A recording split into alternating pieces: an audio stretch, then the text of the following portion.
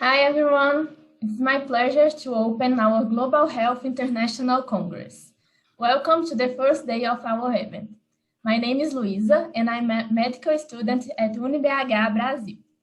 I would like to thank UniBH, Anima, São Lucas Educacional, Ambos and Abrasco for supporting this project. Before we begin, I would like to ask two questions. The first, what is global health? For that question, I will just choose one of the many definitions we have today.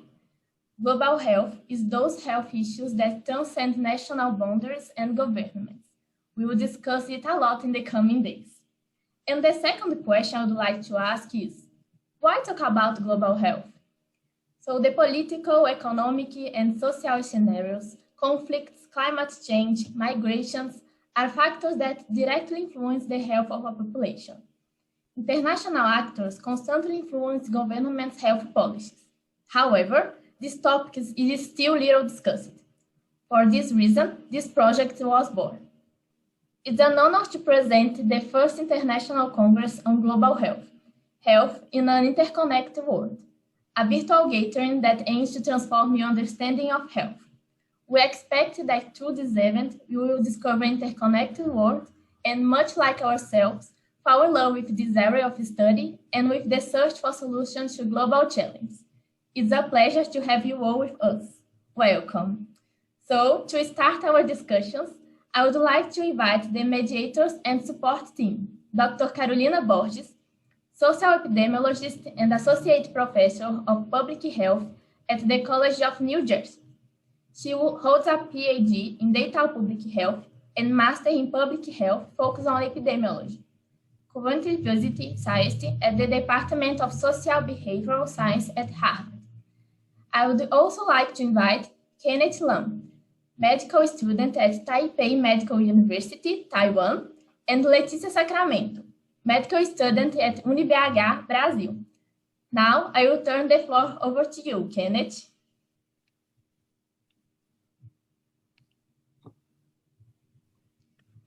Hi everyone, I'm Kenneth, and thanks for Luisa for introducing me.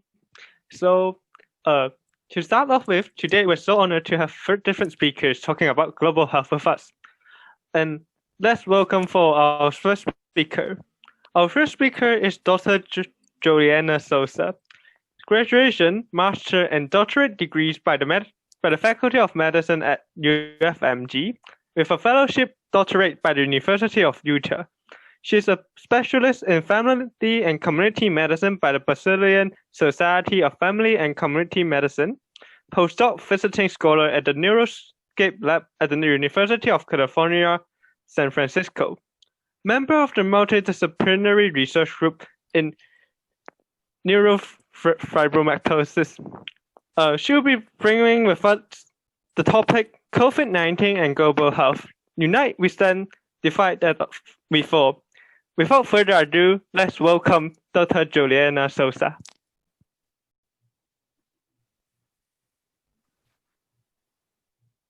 Hi, everyone. Can you listen? All right. Yes. Thank you. Greetings, everyone. Hello, all. I hope you all are well, taking care of yourselves, of your families, your communities in this very difficult moment to all of us. My name, as Kenneth introduced, is Juliana Souza. I am a family and community medical doctor and also a professor at UniBH. I'd like to start by thanking the organizers for inviting me, and with a special thanks to Luisa Gontijo, my former student, who invited me and gave me the opportunity to be today, this great opportunity to be with you today, discussing with students, professors, researchers, such an interesting theme, which is global health. So my proposition for the next 20 minutes or so is to take a broad look at the impact of COVID-19 on global health using it as an opportunity to consider other big challenges to global health and health systems, having globalization and deglobalization as our background. So I'll try to share my screen with you.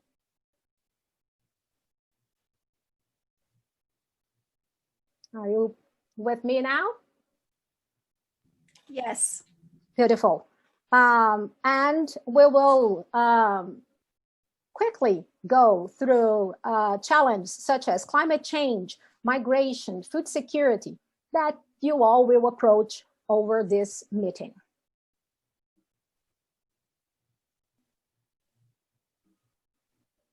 I'm having an issue trying to... Okay. In order to start, I believe that two concepts that oppose themselves should be quickly revised.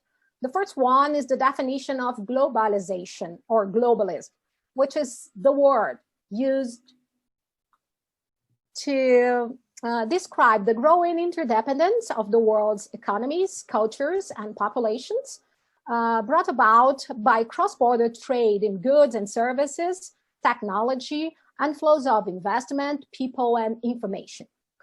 The second one is the term deglobalization or nationalism or decentralization, which is the process of diminishing interdependence and integration between certain units around the world, typically nation states. It is widely used to describe the periods of history when economic trades and investments between countries decline. So those are terms that I believe we should be discussing right now. So previously, at the beginning, globalization was the name of the game. The trend toward greater political and economic integration was initiated after Global War II, and we have been surfing this wave for a while now. The fruits of cooperation were plain to see, and globalization appeared to be a win-win game. Nevertheless, for the past decade, the world has been undergoing a period of what we might term deglobalization or decentralization or nationalism. The past decade has been a time of growing nationalist governments in the Americas, in Europe, in Asia, in Africa, as a clear expression of an increasingly polarized and fragmented world. Sorry.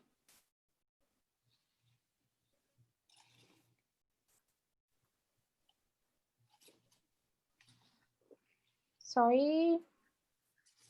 So it seems and it feels that as if over the decades, we have globalized disease and social determinants of health inequalities, while deglobalizing the shape and capacity of health systems to deal with this reality.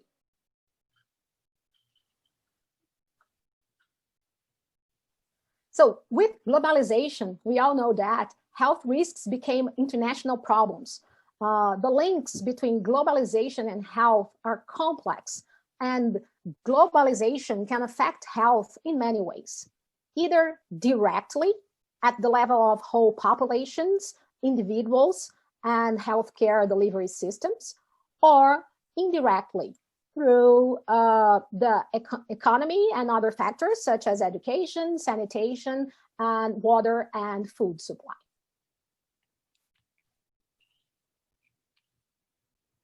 So here are some of the issues we have been globalizing. So racial and social injustice are globalized. And we all know that as inequality, we all understand now, I think, that inequality protected segments of society endangers the society as a whole. That is true whether the threat arises from disease, racism, or extreme poverty.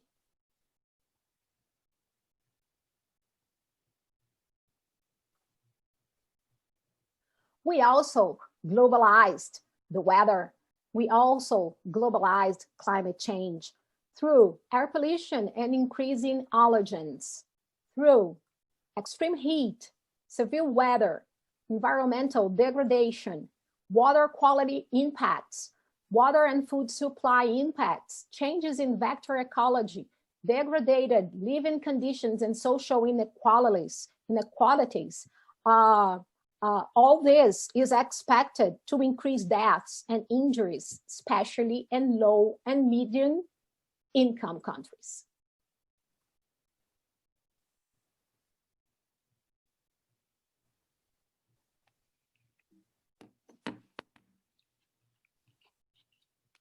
I'm having a problem to forward my slides. Sorry about this delay. Same thing we can put in perspective for migration crisis, as it shows by the mass migration from war-torn regions to safe havens countries. It was globalization that effectively connected those troubled regions to the world's safe havens in the first place. And it's important to highlight that deglobalization through border closure, border fences, and border patrols can only partially mitigate that mass migration movement.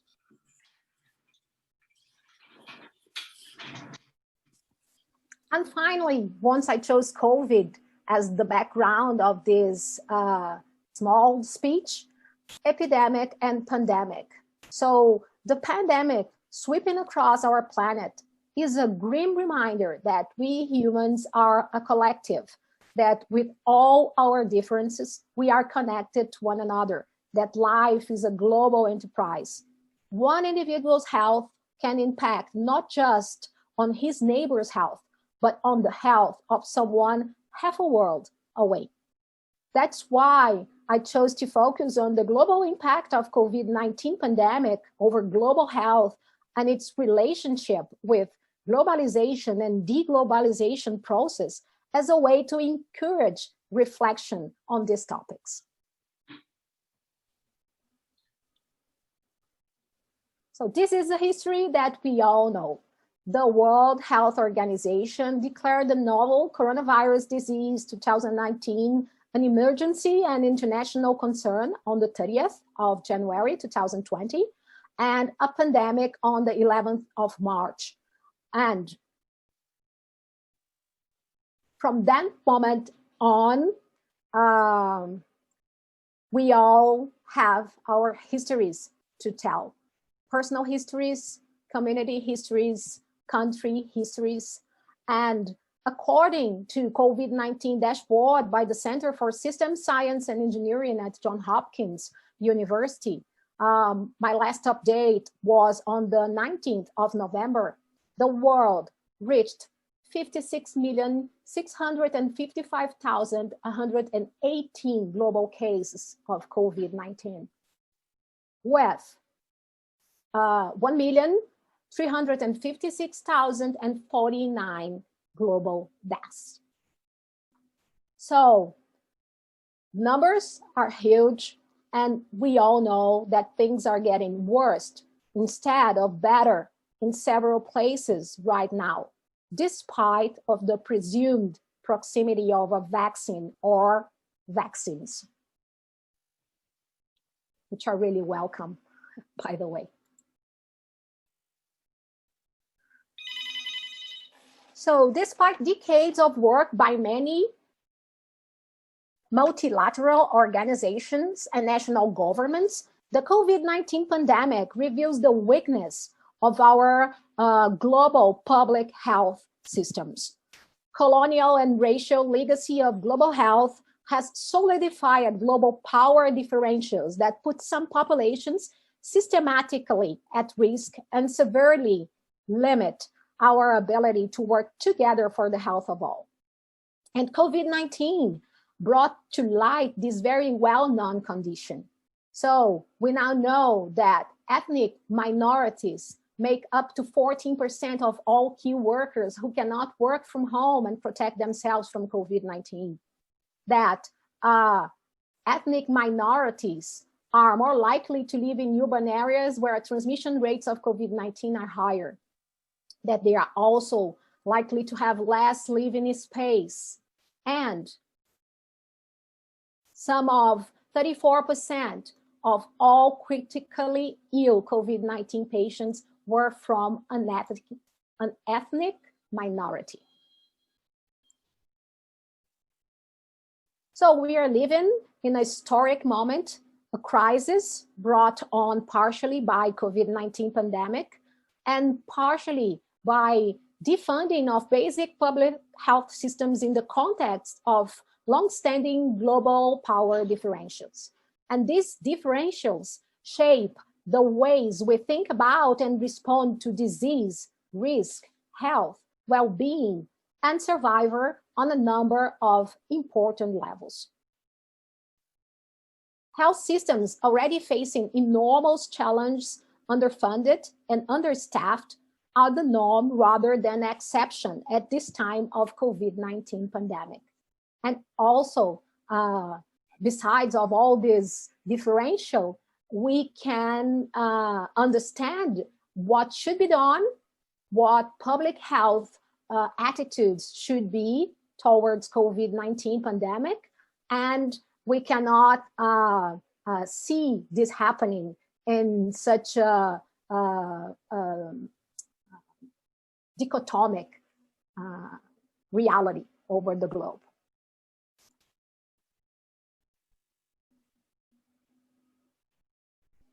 So many people blame the coronavirus epidemic on globalization and say that the only way to prevent more similar outbreaks is to deglobalize the world. Build walls, restrict travel, reduce trade. COVID-19 as the pandemic of the moment has been used as an excuse to defend nationalism, isolation, and fragmentation.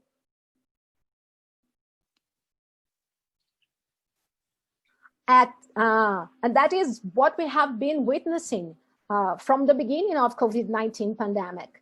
Nationalistic disputes for personal protective equipment. We've all witnessed this. And it is all over the news for us to see that even inside the same country, there has been disputes for protective gear.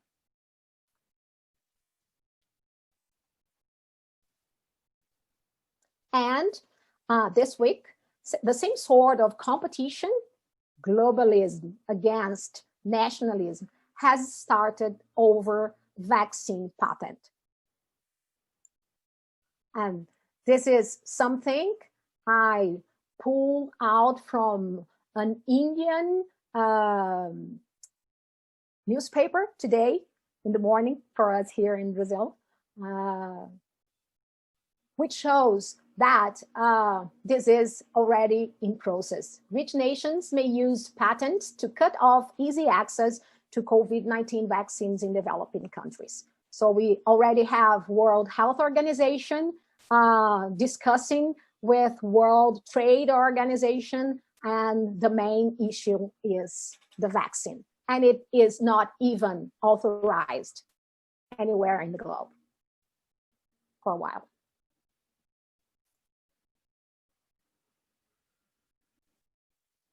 So some people think that the right path is just the opposite, that the real antidote to epidemic is not segregation, but rather cooperation. First, it implies that you cannot protect yourself by permanently closing your borders. However, while short-term quarantine is essential to stop epidemics, long-term isolationism will lead to economic collapse without offering any real protection against infections. So why you cannot protect yourself by permanently closing your borders? Second, real protection comes from the sharing of reliable scientific information and from global solidarity. When one country is struck by an epidemic, it should be willing to honestly share information about the outbreak without fear of an economic catastrophe. Third, international cooperation is needed also for effective quarantine measures. Quarantine and lockdown are essential for stopping the spread of epidemics, but when countries distrust one another and each country feels that it is on its own, governments hesitate to take such drastic measures. And fourth, perhaps the most important thing people should realize about such epidemics is that the spread of the epidemic in any country endangers the entire human species. So, to make my long story short, I will finish with the words of Yuval Harari, the brilliant Israeli historian, bestseller book author, with whom I really agree on the defense of globalism. In this moment of crisis, quoting him, in this moment of crisis, the crucial struggle takes place within humanity itself. If this epidemic results in greater disunity and mistrust among humans, it will be the virus's greatest victory. When humans squabble, viruses double. In contrast, if the epidemic results in closer global cooperation, it will be a victory, not only against the coronavirus, but against all future pathogens. And I agree with him. I do believe that united we stand and divided we fall. Let's do it. Thank you. Thank you all for your attention. Obrigada.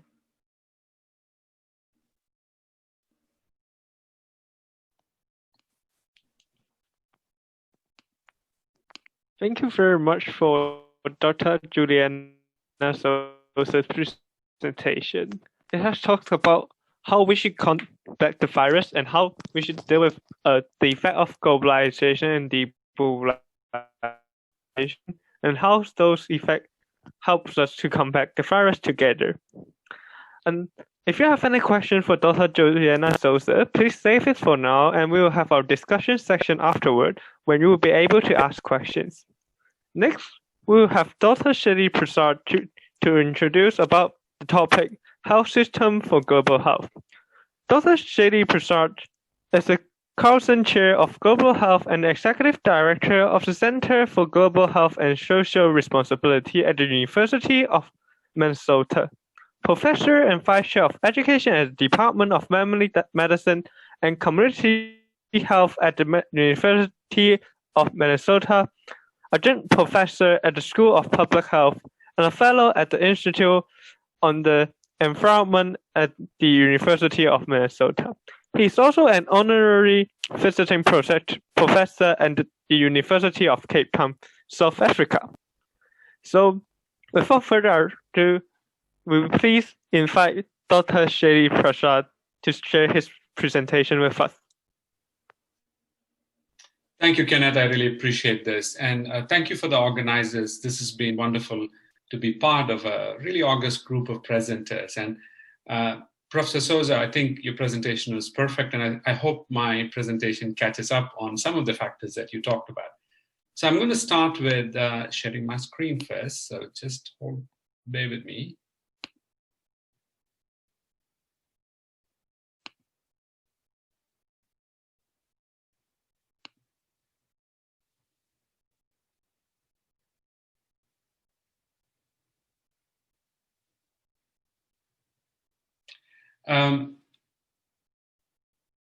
Professor Souza did a really good overview of some of the tension that's occurring right now, particularly around the conversations about globalization and deglobalization.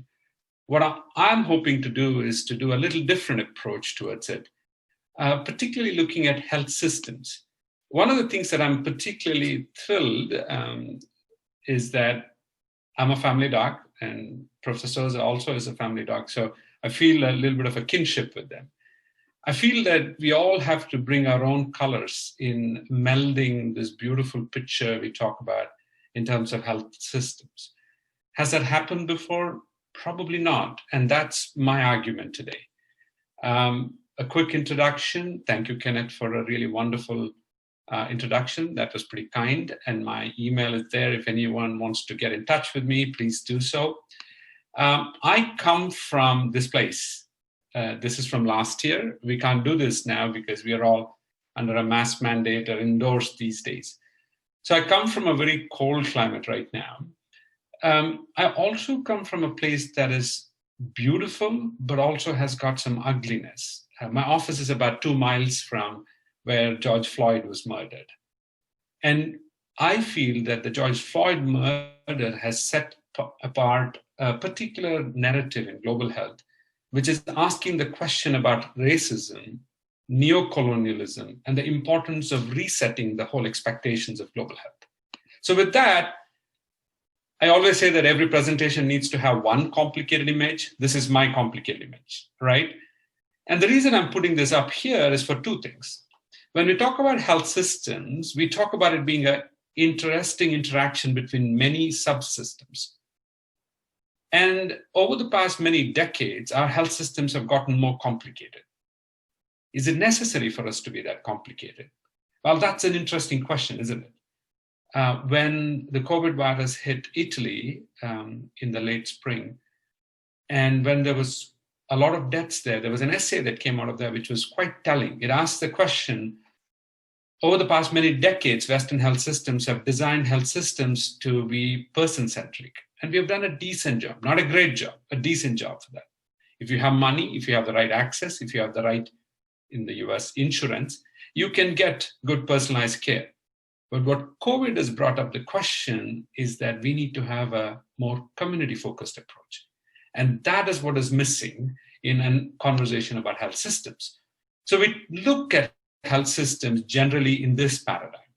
And again, please don't spend too much time with this. I don't like complicated diagrams, right? There is a reason why we should say that this is important for us in some ways, but this is also some of the problems that we have, because this interconnecting maze that we have built in taking care of an individual patient has unfortunately not helped us attack the very premise of what COVID is posing. In many ways, COVID is a stress test. And as a world, we have failed rather badly. So with that, whenever the question comes about global health, I go back to a little bit of an historical perspective. And if I can, in a very broad way, divide global health, I would divide it into a few eras. Global Health 1.0 was probably in the middle part of the 19th century to late part of the 19th century, where going to an exotic place, discovering a new disease, sometimes naming it after yourself, was more like a Wild West. It was an adventure. Many important discoveries were made at that time. And don't get me wrong, they were important. This is a photo of Lieutenant General Leishman, after whom Leishmaniasis was named. My question is, should it have been named Leishmaniasis? Or why shouldn't we have called it Kala-Azariasis? As in Kala-Azar, the bad disease found in North India. Or some other form, why is it named after an outside person? Again, please understand, I'm saying that this was a time of adventure, but it was also a very colonial approach. There is literature from that time that talks from the French colonial army in West Africa saying that a physician is better than a battalion of soldiers in winning over populations. So global health comes from that murky past. Now, moving on to Global Health 2.0, a good part of the 20th century was around a premise that, well, those poor people have nothing. This was the growth of hospitals, mission hospitals in many ways. And again, some wonderful work being done there. This is a photo of the Christian Medical College in southern India, in Vellore in southern India, that did some amazing work and continues to do some amazing work. The question that has followed is, in the growth of that was based on a deficit-focused development, as in, oh, those poor people have nothing. did that lead to the subjugation or the non-development of indigenous health systems? And that's a huge question we still don't have a clear answer to. Now, let's move on to the latter part. Professor Souza mentioned after World War II, the growth of global health. And one of the important tenets of global health in that was single disease approaches. Malaria or bust, HIV or bust, TB or bust, or Ebola. Don't get me wrong, they've done some amazing thing. Malaria eradication program was sort of a failure, but the malaria control program has been really effective in decreasing the malaria burden. It's not solved the problem on malaria, but it has brought down the system of malaria. HIV, PEPFAR, has been really remarkable in decreasing the number of HIV patients in sub-Saharan Africa. The question that has followed is, has there been spillover effect? Has the amount of money that has been invested in this individual disease-focused approach, has it solved the problem of community-based problems? What communities really need? That, I think, an essential challenge of this Global Health 2.0, where these vertical programs are amazing, but there is no spillover effect. For example, there were more than $4 billion spent in Liberia during the last epidemic of Ebola there. Has there been a spillover effect? You can make a case that not enough. We should have done more. So then, if that is the case, what is Global Health 3.0? Before I go to that, I would like to come back to a definition of global health that has been dear to my heart. And again, Professor Souza mentioned global health in many ways, but this is a definition that has been dear to my heart, partly because it talks about two important things. One is improving health, which is a very broad concept. And the second is achieving health equity for all.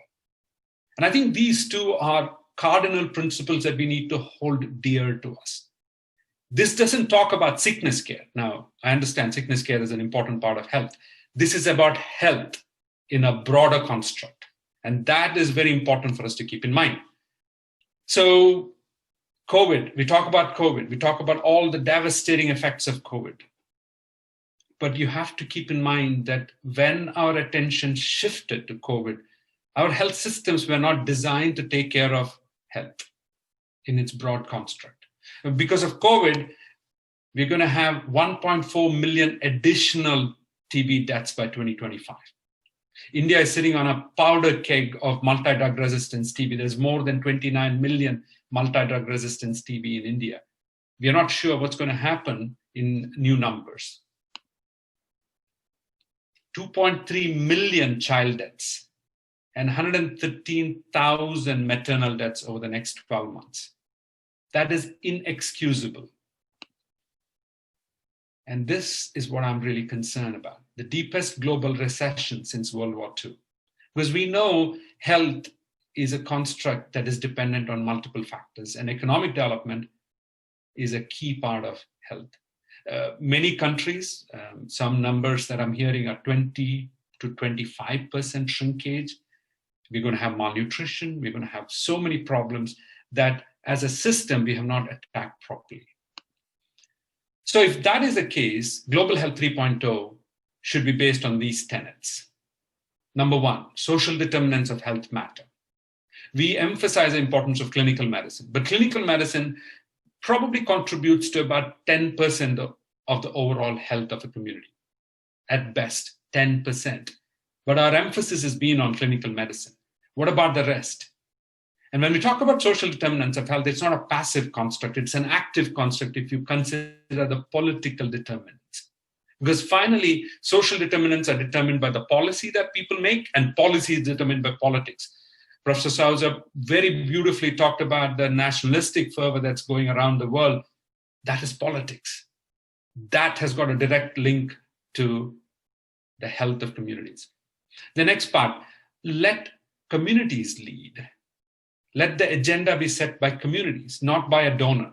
The term donor itself creates a power imbalance, right? It shouldn't be that a large NGO or a private philanthropy is dictating what next project should be done in a community. Let local capacity be built and let the communities lead. And the third part that's very dear to me, and I'm sure Dr. Souza will also agree, healthy communities need generalists. We need generalist practitioners in community.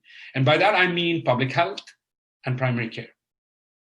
And the last part, in this interconnected world, we need to share the know-how. It's not about holding our secrets to ourselves. So with that, I want to bring up one final issue. My talks are never done unless I give a little emphasis on primary care. I'd like to emphasize the importance of a definition that Barbara Starfield, who died a few years ago, talked about the importance of primary care in any healthcare system, because she feels, and I feel strongly, that a system that is based on public health and primary care is the answer. It forms the horizontal basis on which vertical programs can then be placed. The challenge that we've had is that we've placed vertical programs, assuming that the vertical programs will solve problems. Sometimes it has, smallpox, for example. But majority of times it has not, because it has not let communities be resilient enough to answer the next question that comes. And guess what? COVID is not the last one we are having. We're going to have more questions that is posed our way. So what do we mean by primary care? This is the 4 cardinal principles. First, contact with the patient, continuity in patient care, comprehensive approach in patient care, and coordination of patient care across the entire health system spectrum. I'd like to add one more C that is dear to me: community. So the future of global health is about learning from and with each other. Most of you here are students. In some way, I would say my generation has failed. It's up to you guys now, right? I want you all to understand that there is this comprehensive principle that we are all in this together, that the world is interconnected. For a minute, let's assume the whole world is an organism. The whole world is an organism, and we are all interconnected.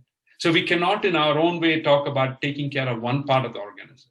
We have to take care of the whole world. And if you think COVID is a problem, watch out when we see more effects of climate change come our way. Thank you.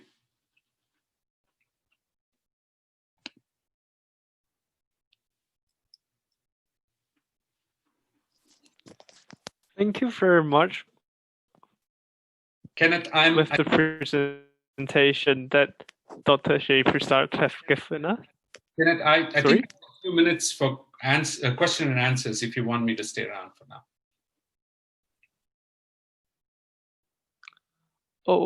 now. Maybe we'll do it in the discussion. I'm not seeing any questions yet, but then we can leave more time for the discussion period, so that maybe our participants can direct the questions to you at a later time. So that, thank you, Dr. Shri Prasad has talked about the 5C concept, and then remind us that our health system shouldn't be only tackling about COVID-19, the immediate effect of the COVID-19, but also about different effects that brings about the COVID-19. And also reminding us that our globe should be interconnected, and we should tackle global health problems together as a whole, but not in different parts of the world. Next, we're going to have Dr. Louisa Savas to introduce SUS, the construction of a universal public and free system. Dr. Louis Savas is a medical doctor graduated by the Pontifical Catholic University of Minas Gerais in Brazil, first-year resident in family and community medicine at the Federal University of UFSJ. Posted at a primary care health unit for the Unified Health System. Throughout her graduation, got involved in extension projects at preventive medicine and public health, also dedicates to write literally medical tales and promote health education related to SUS on social media. So may we invite Dr. Louisa Savas? Hello, thank you, Kenneth. Let me present my presentation.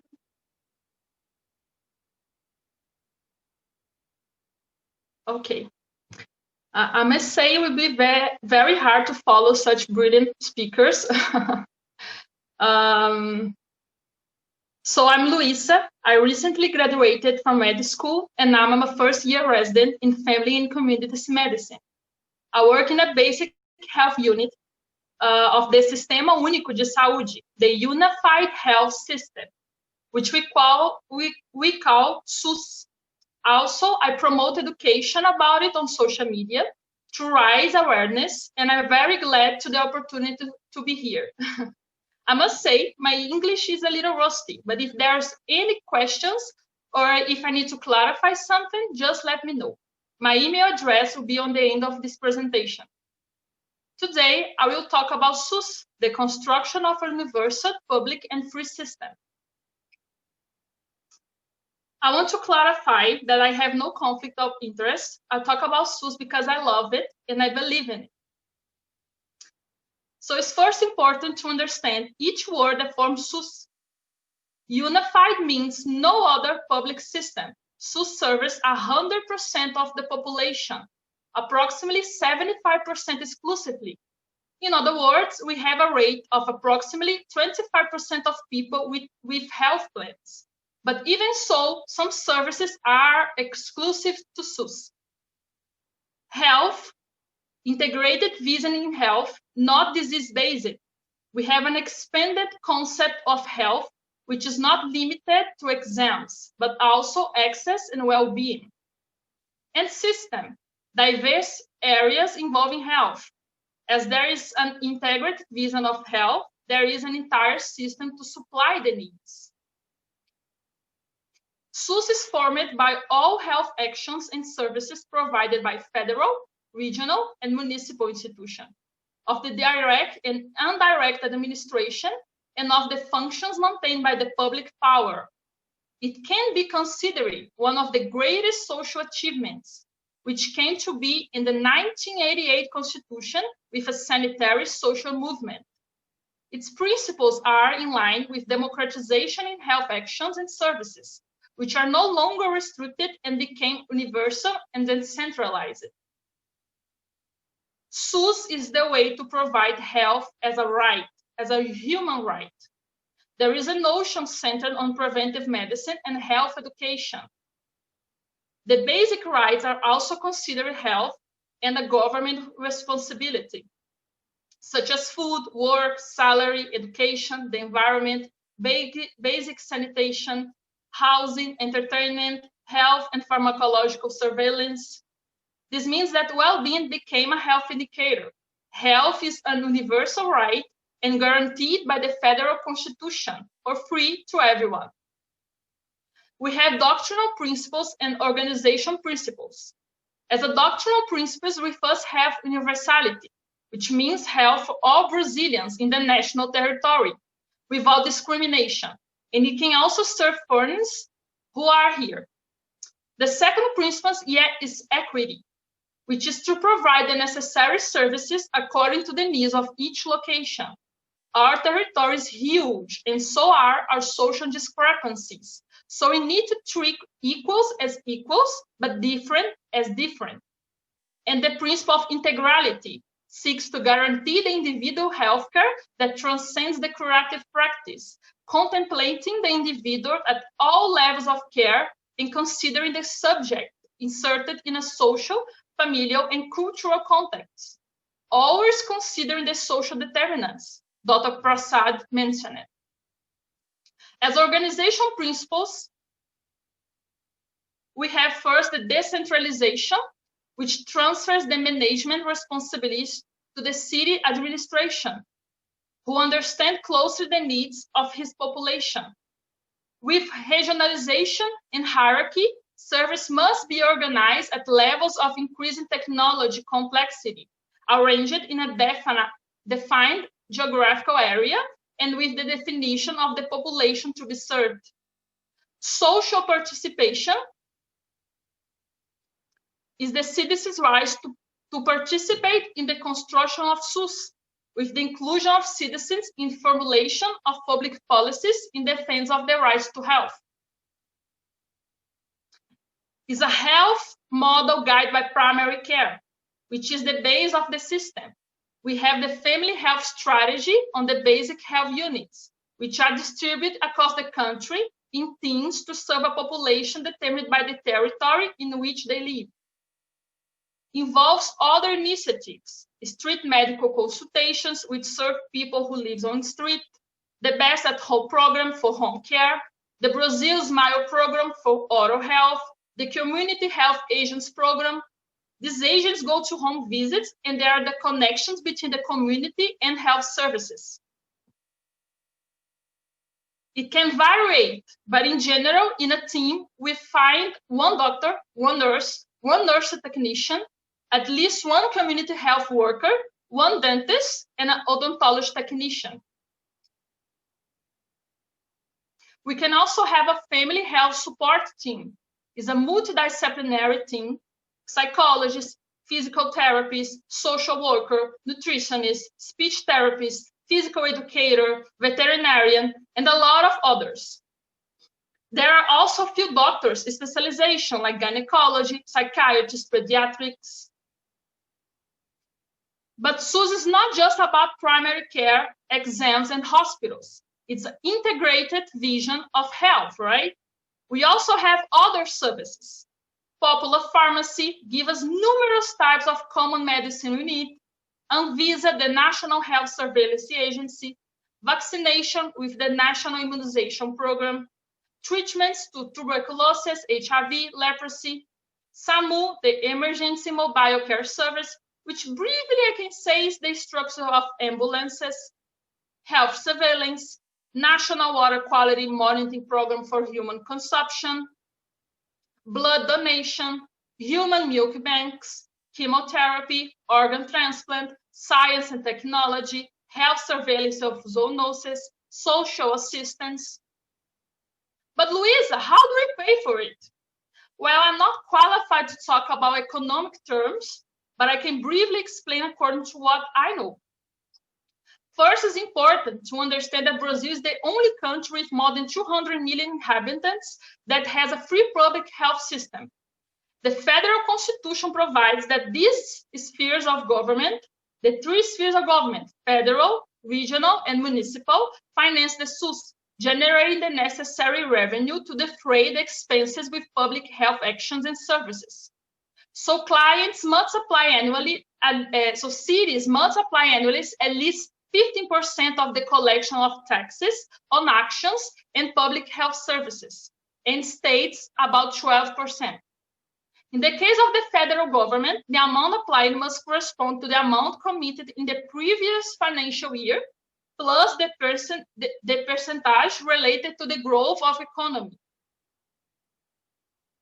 SUS is not perfect, so we have inadequate and unstable funded, less participation in social control, insufficient public policy integration, devaluation of workers, inefficient management and extensive lines, low autonomy in the production of strategic inputs and medication.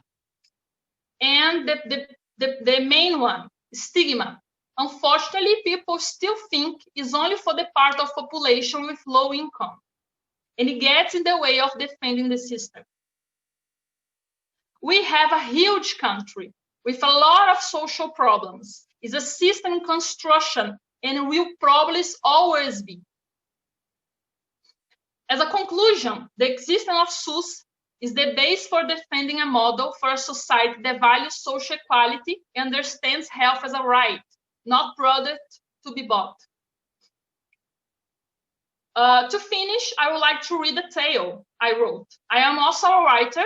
I mostly write about my experience in medicine. So there is this gentleman I saw for the first time on a Tuesday afternoon. He was with his wife and had a calming speech. He started the appointment explaining he didn't return at the last time he came and had a few exams at the beginning of the year because the pandemic arrived and he avoided leaving his house. I asked him about his blood pressure and the use of his medication, but he soon made it clear he does everything as requested. But whenever he enters a healthcare center, his blood pressure increases right away. We call it lab coat hypertension, I explained. I don't even wear a lab coat, but you must have been very happy to come here. You got emotion and the pressure went up, huh? I said, smiling. And what was meant to be a joke was the truth.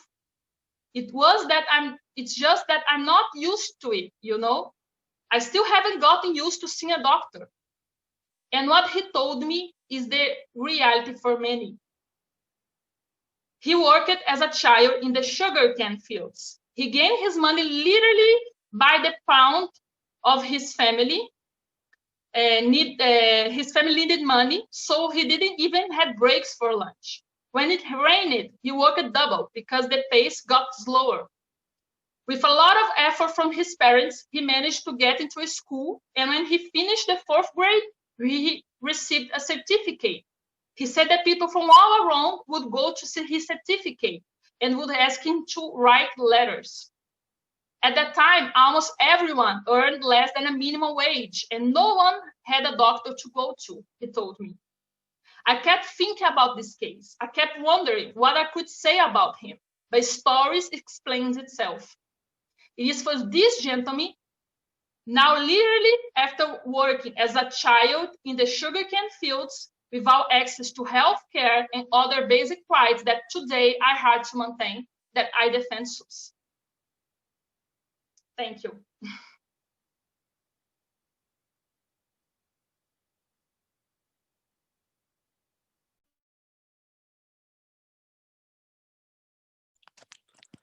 Thank you, Dr. Luisa Savas, with her amazing presentation talking about the universal health coverage, the SUS in Brazil. And then I also think that the universal health coverage is a really important, take a really important role in the global health, and how we can improve them and have access to let people to have access to health care is really important to construct and establish our global health. So I think we'll be having our discussion section now. So Dr.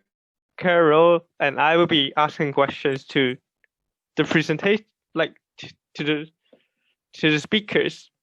So we have received one question from the floor. So the first one is that let me see. Like he said, hey, I have a question regarding COVID-19. As per latest statement of WHO, they said that vaccine is not enough to end this pandemic. So how can we control this pandemic? I think this question applies to all the speakers. So do anyone would like to speak first? So Kenneth, Shali here. I'm sorry, I'm on a different gadget here.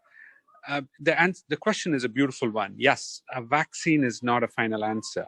It's one of multitudes of strategies in controlling COVID. I still think it significantly depends on basic public health.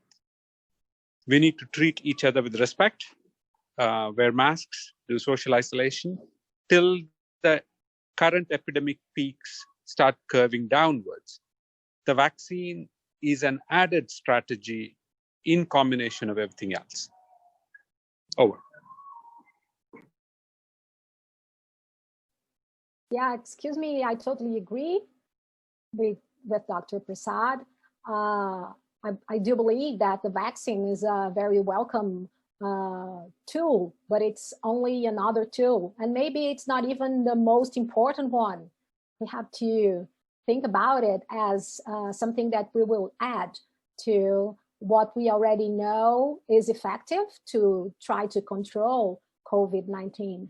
And as I tried to bring on my presentation, and Dr. Prasad also just said, is that I believe that we can take care of each other, of our close ones, families, friends, our communities, and as a global community, take care of each other, and that this will be our most important instrument, tool to survive this pandemic.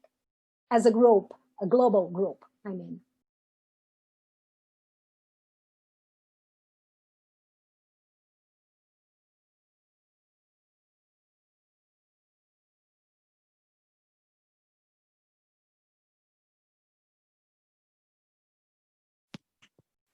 Dr. Luisa Cerfas, do you have any response to the question as well? No, I think they responded well.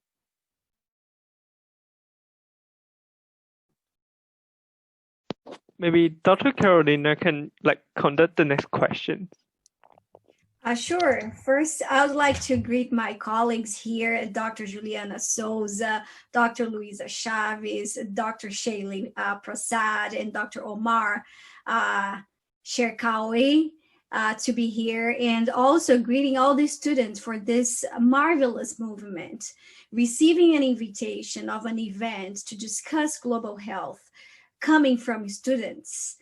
It's something that we expect not only as a healthcare providers, but as an educator. So I am more than happy to see this happening today in the next weekend. So the question here that I received is that thinking of a call for action after the second, this is the first weekend of the event, and we're gonna have the second one. In terms of a call for action, what should be in the first step that we could address in an interdisciplinary way, how this new generation of not only physicians, but nurses and so many other important health cares that we could do better together. Dr. Souza mentioned that we are better together, and here all the other presenters. So that's the question. What should be in terms of a concrete call for action, a written one? So because the goal is after the event, we have something concrete in our hands to say, all right, this is what we received and what we got and what's gonna be next in terms of organization and thinking and targeting this new generation of our future professionals that they are advocating for global health.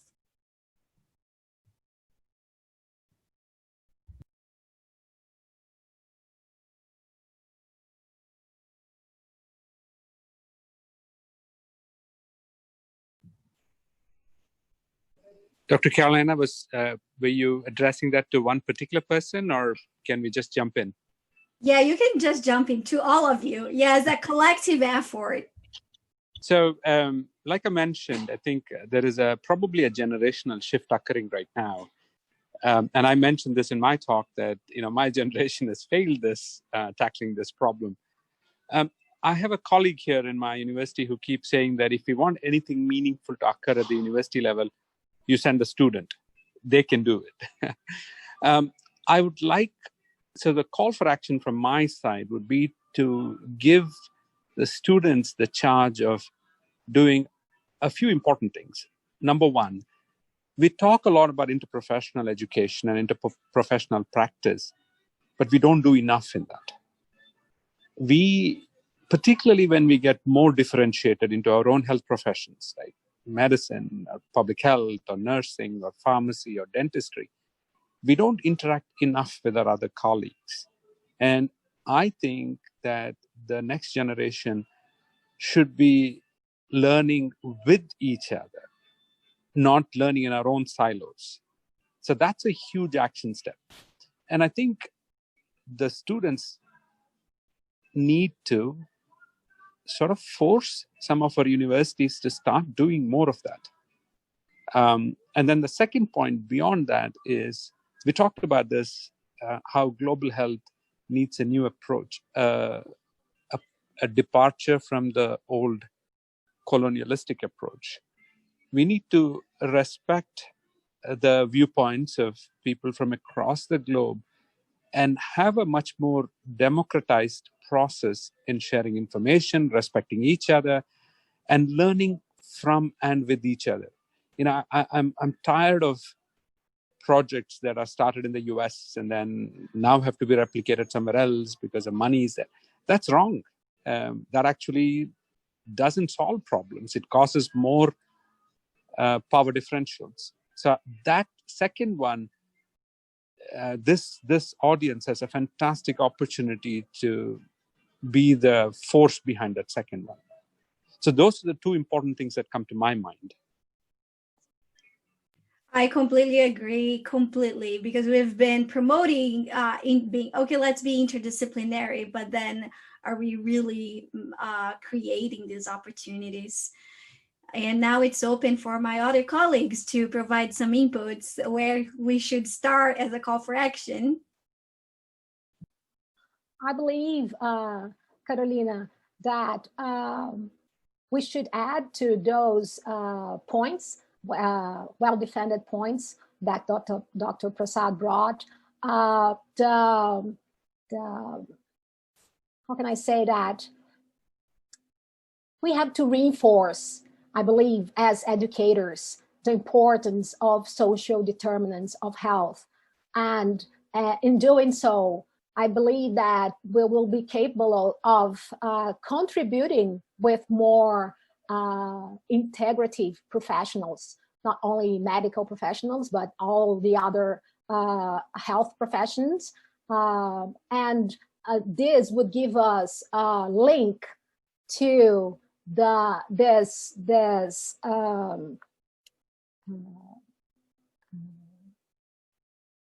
responsibility that should be a responsibility of the whole communities and the countries and from health system users on what is important, what they need, and how it should be done, that Dr. Prasad mentioned.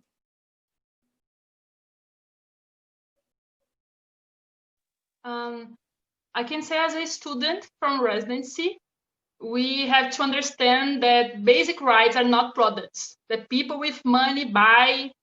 We have to have a greater vision of solidarity, of integral health, train professionals for that. We need a quality adjusted, the guarantee of life, of well-being. Health isn't a commodity, and this is important. Everyone has the right, and someone has to have this responsibility. And I think the pandemic taught us that. Is a lesson we learned from this year, particularly.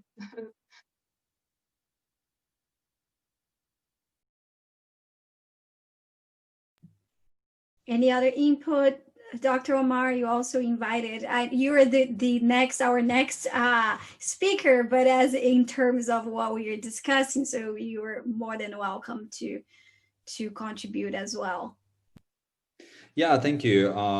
I jumped a little bit late on to the conversation, so I missed part of it.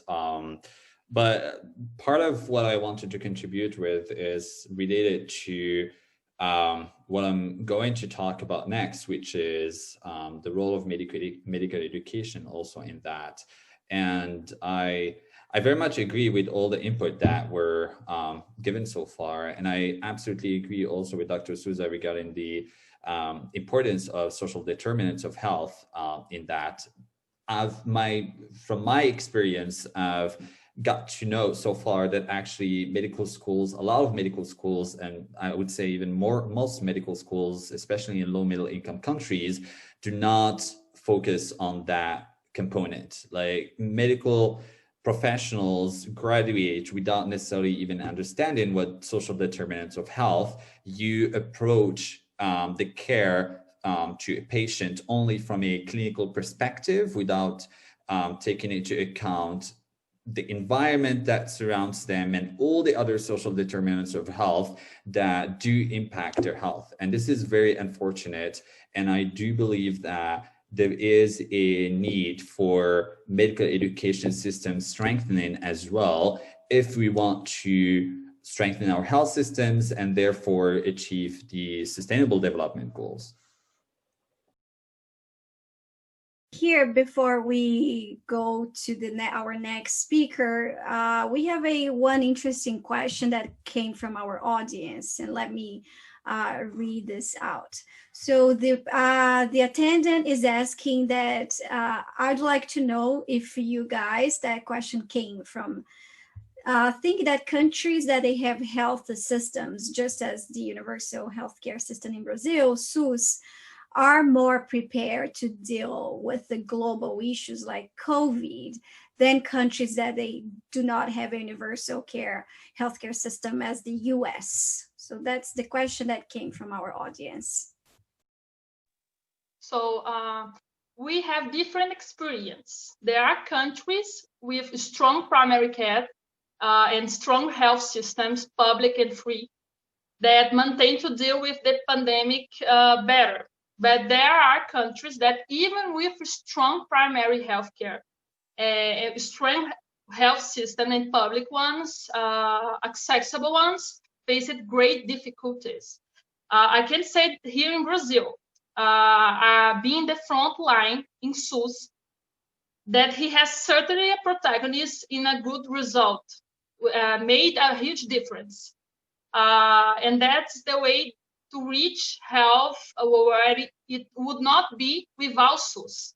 This is the great importance in SUS, because gets to people where the private companies would never get. So for a country like Brazil, a huge country, a poor country, is certainly important. The other ones, it's different situations, and I don't have the information to affirm. I would like to jump in and complete. I totally agree with you, my colleague, Dr. Luisa. It's a pleasure to be here with you today. We are both family doctors. We work on the same environment here. And I have to say that personally, I absolutely think that countries with universal access to health, they are way more, how can I say, not prepared to face COVID, but their population is in general well served when they need some help during COVID-19 pandemic. And I have to say that although we didn't have like a very, as Dr. Prasad said, I think that we failed as a whole on all this pandemic situation. But as Dr. Luisa said, I can talk about Brazil, and I can absolutely say that it would have been even worse if we didn't have SUS. That's for sure. So I have to say that I defend universal access to health as a right, as a human right. If I may jump in, I really like what the two previous respondents mentioned. I think universal healthcare, we'll know this more in a few years' time for actual data, right? We don't know, we can't say for sure at this stage. What we are getting to know more from the data is that, I remember the definition of global health that I put in about health equity. In countries with universal health coverage, universal health care, the health equity is so much better. Now, I would also like to emphasize that universal health care is one part of a larger picture of a health system.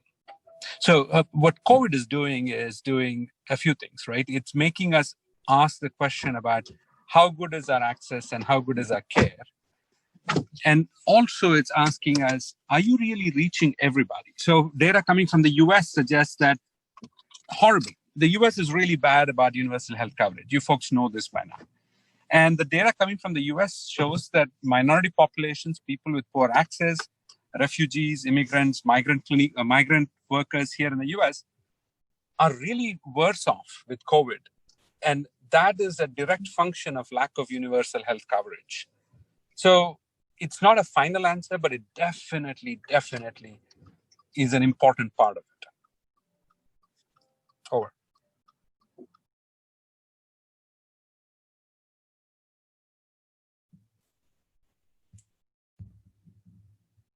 Any other contribution from this round? If not, I'm turning Dr. Omar. If we don't have, I'm turning to Kenneth to introduce our next speaker of this afternoon. Kenneth, it's with you. Thank you, Dr. Carolina. So I'm going to introduce our last speaker for the before our break. So our first speaker is Dr. Omar Shikari.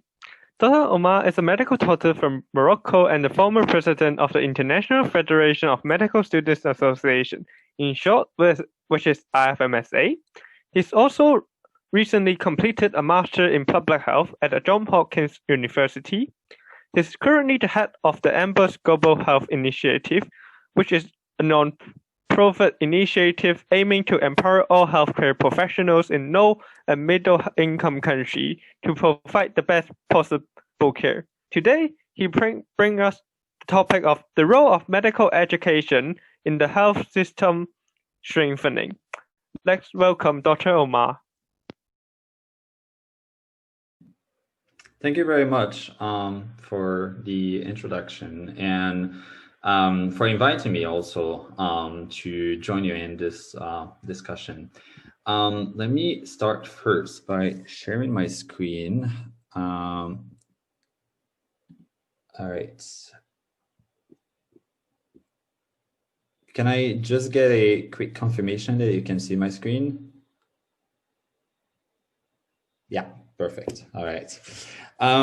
So yeah, hi everyone. So my name is Omar Shikari, and today I would like to share with you my passion of medicine, in particular medical education, and its extremely important role in health system strengthening. I stumbled upon medical education about 8 years ago when I started my work with IFMSA, the International Federation of Medical Students Associations. I established back then the professional exchanges program in Morocco, and this opened for me a whole new world. There is one story that I'd like to share with you because, well, it's quite relevant to our talk today, but also it shows me up until today that medical education does not take place within one school, but it requires an international collaboration too. This took place in Sudan, where a medical student from Italy went to Khartoum, Sudan, for a clinical rotation. He was placed at an OBGYN department, and he supported the staff in delivering babies. At the end of his rotation, the head of department offered him to perform a delivery on his own. But as he was just about to start, he realized that the woman had a female genital mutilation, which he has never seen before. Luckily, he was surrounded by the medical staff who took over because, as we know, or maybe you don't know, and that is fine, the procedure to deliver woman who was mutilated is different from that of other women. This is something he would have never seen in Italy, and with the nowadays increase of immigration towards Europe, he would come to see this sometime in his professional career, should he choose to do OBGYN, and he would be then more culturally sensitive to this issue. This is why these global health experiences are so important to me. They absolutely teach you to be a better doctor. And today, I would like to tell you how these kind of competencies do shape a doctor and what the role of medical education overall is in the strengthening of health systems. So first, let's understand the role of medical education or what should medical education do and achieve. And for that, I would like to introduce you to this framework, which a lot of you might already be familiar with, and it's called the CANMEDS. The CANMEDS is a framework that identifies and describes the competencies that physicians need to have to effectively meet the healthcare needs of the population they serve. These competencies are grouped under 7 roles, and a competent physician is one that integrates all of these competencies. The first one is communicator. This means that physicians should form relationships with their patients and their families to facilitate the gathering and sharing of essential information for effective healthcare. There is, for instance, active listening, how to break bad news, being empathetic, respecting the diversity of patients, and in general, just being able to facilitate discussions with patients and their families in a way that is respectful, non-judgmental, and culturally safe. The second one is collaborator. This means that physicians work effectively with other healthcare professionals to provide safe, high quality, and patient-centered care. This is an essential component of an efficient and a strong health system. And I'll get back to that later on. But in general, this means that healthcare workers need to communicate and collaborate among each other to be able to provide a safe, high quality, and patient-centered care. Not only should that collaboration take place among healthcare workers, but a high quality care also involves the families of patients, the community partners, and the other health system stakeholders. I've had, for example, a patient once who had no home, and treating him meant that I would have at some point to put him back to the street. However, we collaborated with social workers to find him a temporary placement until at least he's fully healthy again. Unfortunately, and of course, this was only a temporary solution, but this shows how collaboration can take place and how essential that collaboration is to provide care to patients, not just within the walls of your hospital, but also outside those walls. The third one is leader. This means that physicians engage with others to contribute to a vision of a high quality healthcare system and take responsibility for the delivery of excellent patient care through their activities. And you all know that very well, but working as a physician undoubtedly means that you'll be working in teams and that you will have to demonstrate leadership in your professional practice. In addition, you will have to manage human resources at some point, as well as career planning and finances. Without leaders, our work will be chaotic. This will have consequences on the quality of care of patients and therefore on the health systems too. Fourth one is health advocate. That means that physicians contribute their expertise and influence as they work with communities or patient populations to improve health. We know that patients often don't have a voice in the health systems world. This is why the roles of physicians in listening to patients and understanding their needs, then speaking on behalf of them when required, and then supporting the mobilization of resources to make a change is absolutely needed. Scholar means that physicians demonstrate a lifelong commitment to excellence in practice. That means they keep on learning themselves, but also contribute to the training and teaching of others. And lastly, or second to lastly, professional means that physicians are really committed to the health and well-being of patients and the society through ethical practice and through high personal standards of behavior. And so the last one is medical expert, where physicians pretty much integrate all of these CANMED roles, applying medical knowledge, clinical skills, and professional values in their provision of high quality care and safe patient-centered care. This is how you become a medical expert.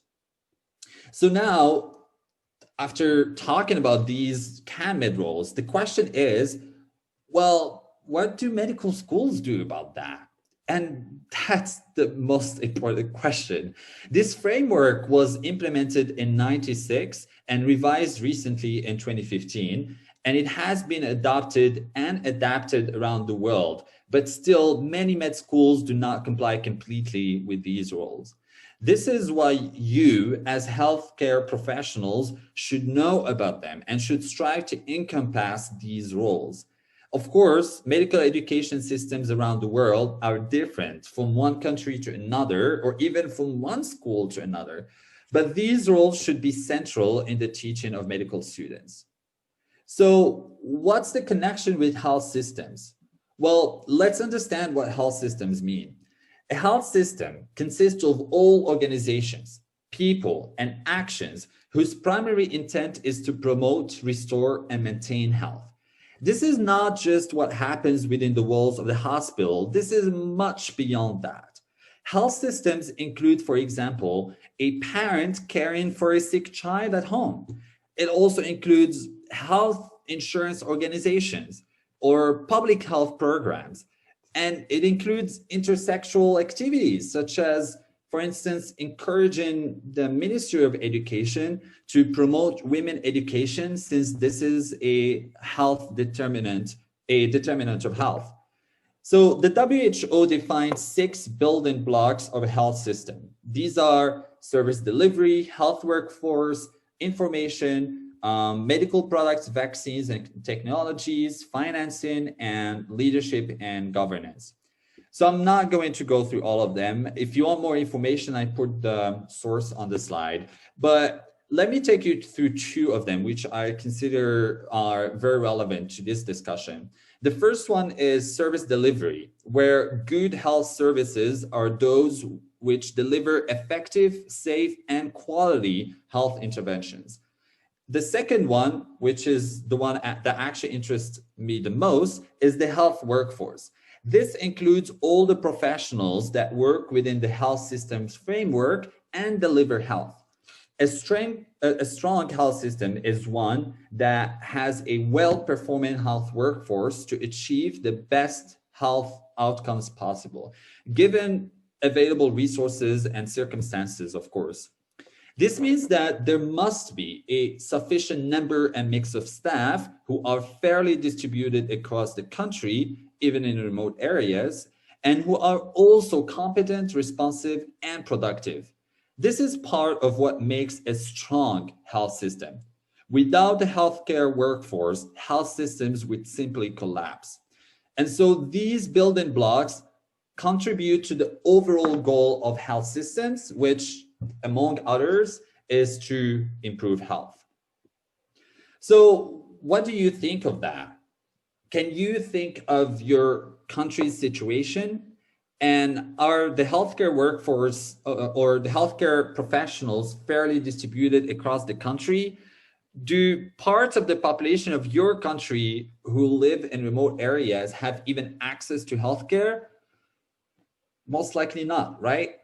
And that is not just the case of low and middle income countries. This is also the case of high income countries.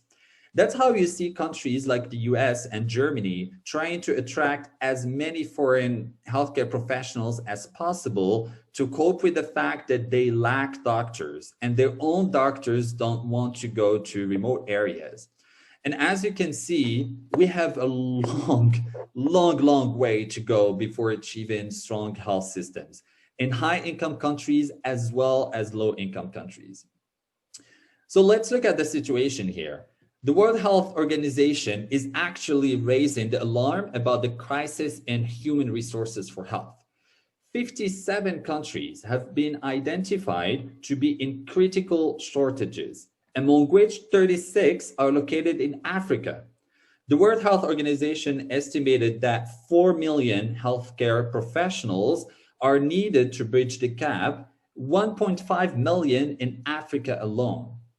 This has a considerable impact on local health systems that are already fragile, as you might understand now, as the number of facilities and healthcare healthcare workers equipped to offer healthcare is reduced. It is estimated that every year, 3.5 million deaths occur in low-middle income countries from treatable diseases due to non-utilization of health services. That means there are 3.5 million people who die every year in low middle income countries simply because they could not utilize health services. And 5 million people die because of poor quality of care. This threatens the attainment of the Sustainable Development Goals, as by 2030, 18 million extra healthcare professionals will be needed to achieve universal health coverage and health-related SDGs. If we roll this slide back, you understand that to achieve SDGs by 2030, the world needs stronger health systems. To have stronger health systems, strengthening all the 6 building blocks that we talked about are essential, and the healthcare workforce is one of them. To strengthen the healthcare workforce, the number of healthcare workers is not the only parameter that we should focus on, but the quality of these healthcare workers is even more important. Our patients need competent and highly skilled healthcare professionals who will provide them with high quality of care.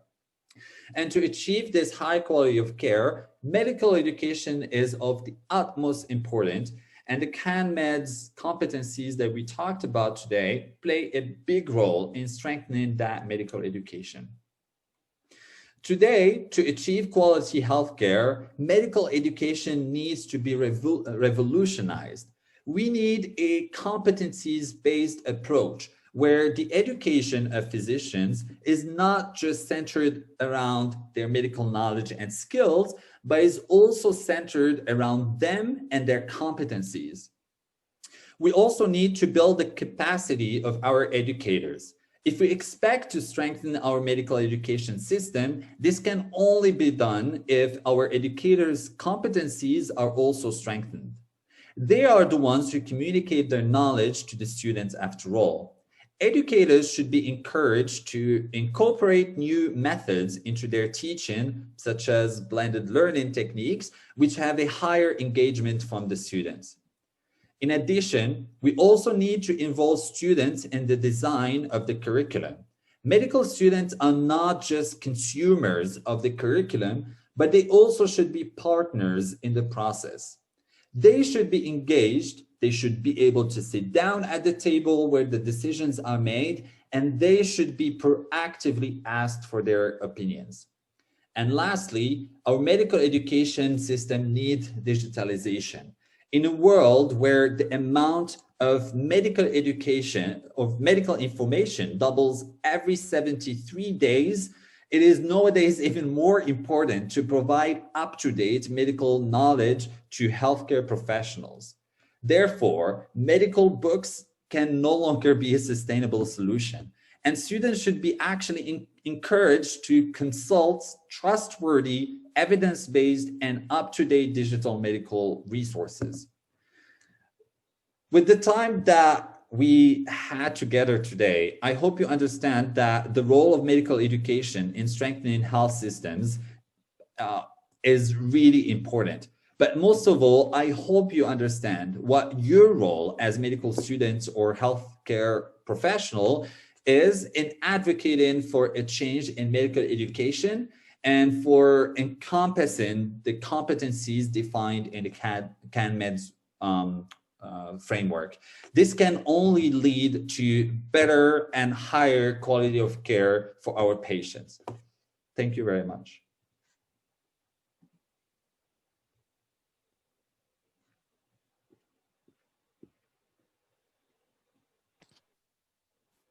Thank you very much for Dr. Omar amazing presentation. So I actually have some questions during your presentation.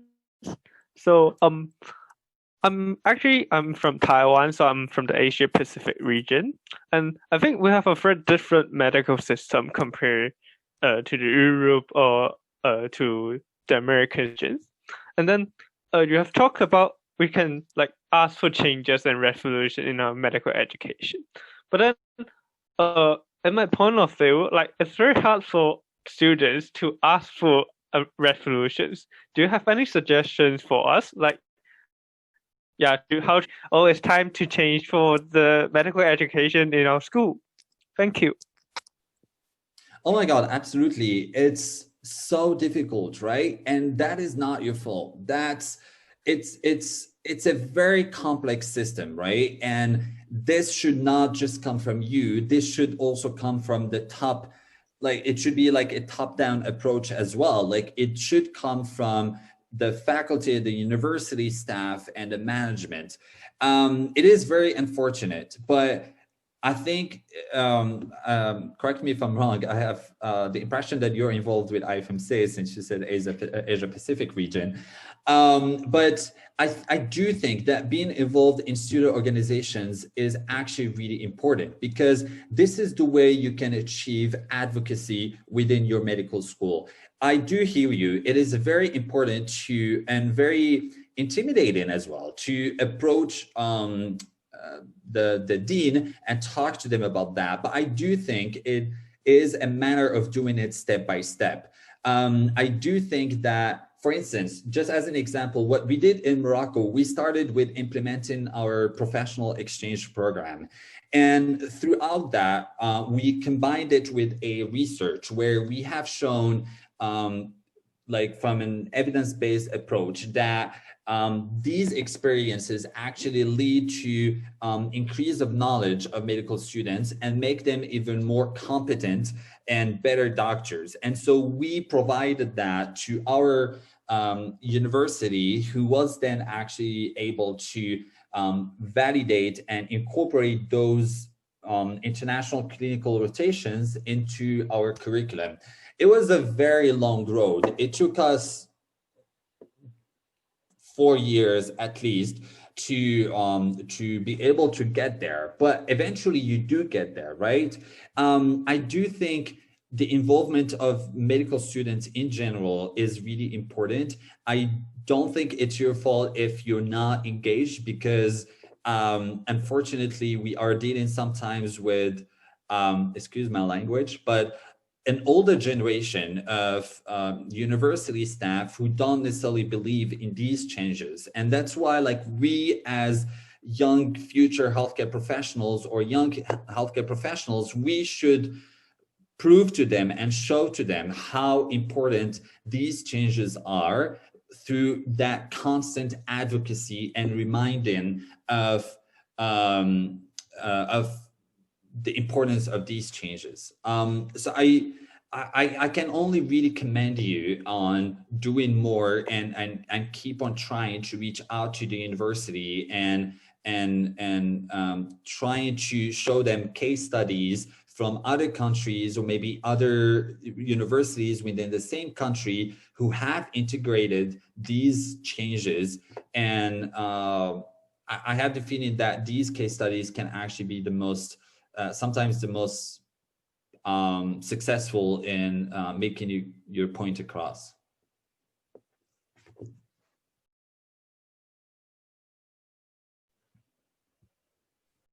Thank you very much. I think we also have a question from our participants.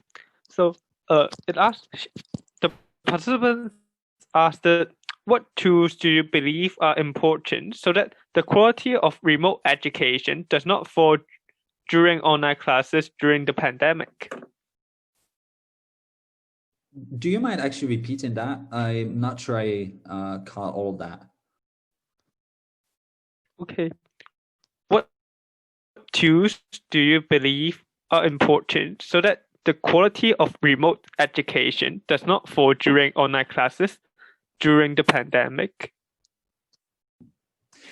That's a huge question, right? There is not just a one solution there. It's a multi-systemic, multi-approach solution that has to be implemented there. I think the efforts should come from three entities. The first one is medical students. I do believe that medical students, and especially in these times, they have to have access to digital medical resources that are up to date, that provide them with all the information they need to be able to study and prepare for their exams, and in general, just to get all the knowledge they need. I think that's very essential first. So like digital medical resources, use as many as you can and try to look at videos, look at resources such as AMBOSS or any in general. I think these can be very impactful. The second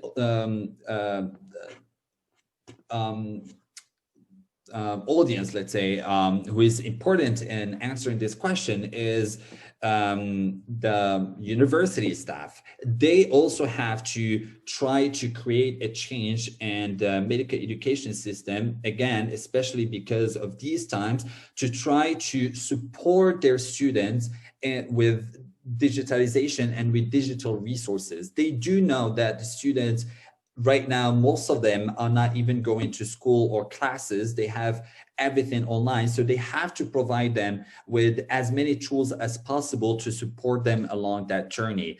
Again, digital medical resources make a lot of sense. And then that goes to the third audience, which, or the play actor is the educators. They have an essential role here. We are way past that time where we provide or where we lecture students through a PowerPoint presentation where we actually reading to students or talking at students, not talking with them. Teaching now has to be more interactive. And so there are so many techniques that could be used. One of them is blended learning, where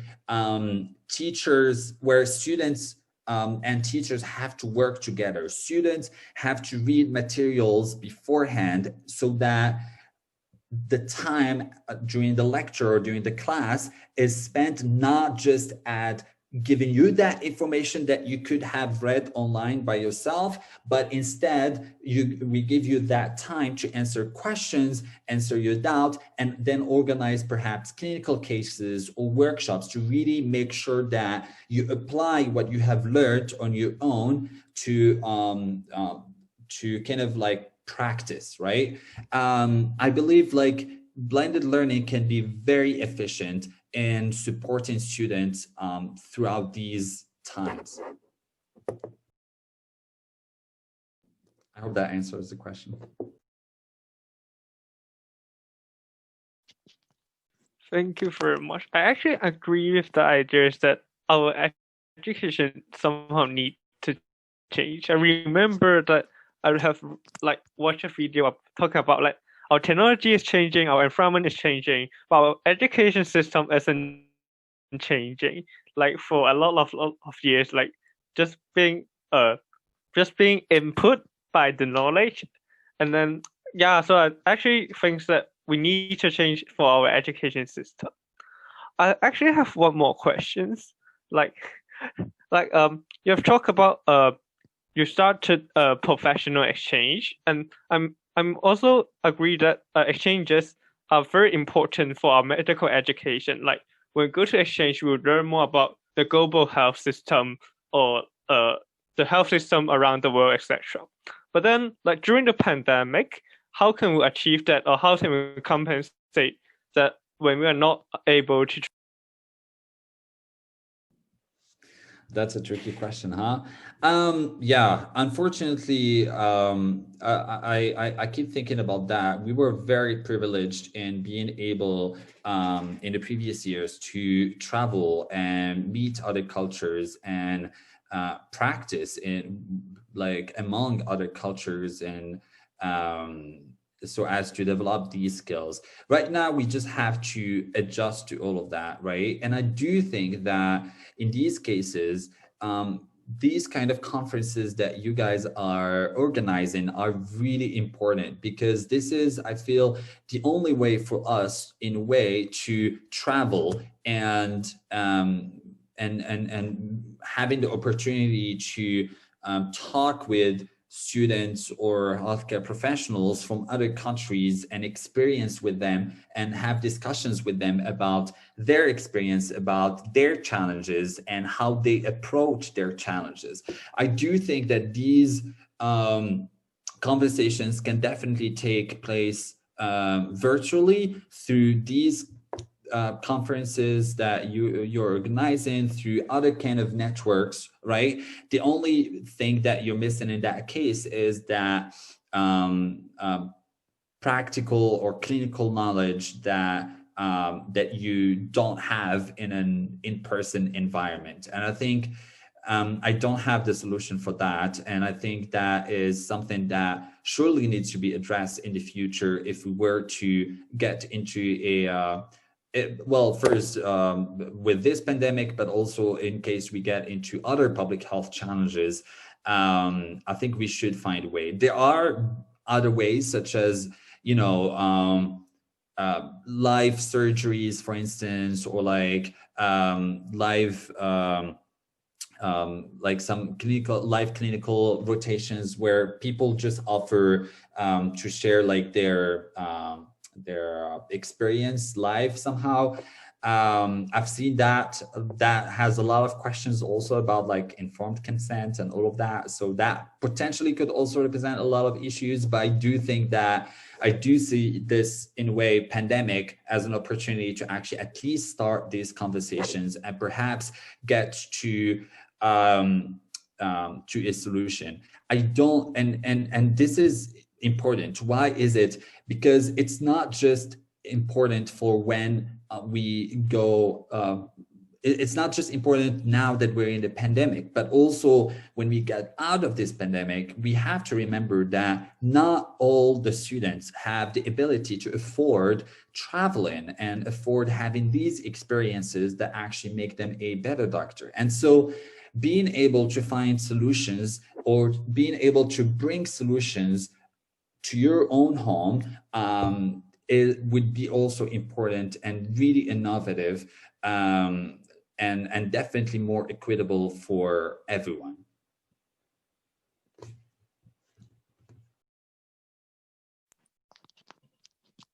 Yes, like we always think that COVID-19 is a crisis for us, but actually it brings up different opportunity as well. Like when COVID comes, and I saw like much more webinar held, and then we are able to attend webinars or sessions online. And moreover, like actually my school is also changing the way of teaching. Like they start using different digital platforms such as Zoom and more interactive way as well. So some of the COVID impact our life not negatively, but also positively. So there's always opportunities when there's crisis.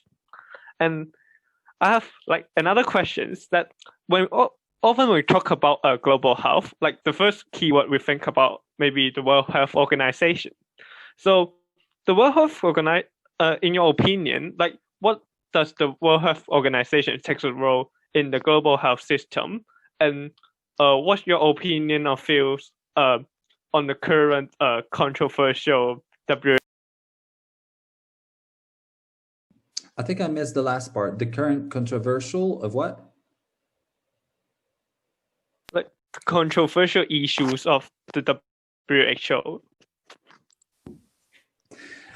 I do believe WHO has a very important role in this. I think the best thing that WHO does is that it brings actors together. This is the only entity that brings governments from all around the world, including countries that might be a little bit more difficult to reach, such as North Korea, for instance. WHO brings all of these actors together under the same stage and talks about all of these issues that affect the health of everyone, no matter in which country you are, and to think about solutions that everyone can adapt together. I do believe that WHO brings these actors together to collaborate. And it is basically the only organization that does that. And it is the only organization that even has the mandate or the respect to do that. I do believe that's important. I fear that if there is no WHO, there wouldn't be that collaboration. And also its role important, especially in coming up with recommendations and with protocols for to improve the health in countries and making sure that the countries are aligned in their approach, that is also something extremely important. I honestly think the world was not in a good shape before the start of WHO. And of course, I know there have been a lot of issues around perhaps the way the WHO managed perhaps this pandemic. I not also honestly sure how things could have been better in the chaos that the start of this pandemic was on. And of course, I'm sure WHO did a lot of mistakes, and many other governments also did a lot of mistakes. But I think the most important is to make sure that we actually learn from these mistakes, and to make sure that we prevent such pandemic or a similar pandemic in the future from taking place and from happening. I think that is the most important at the moment.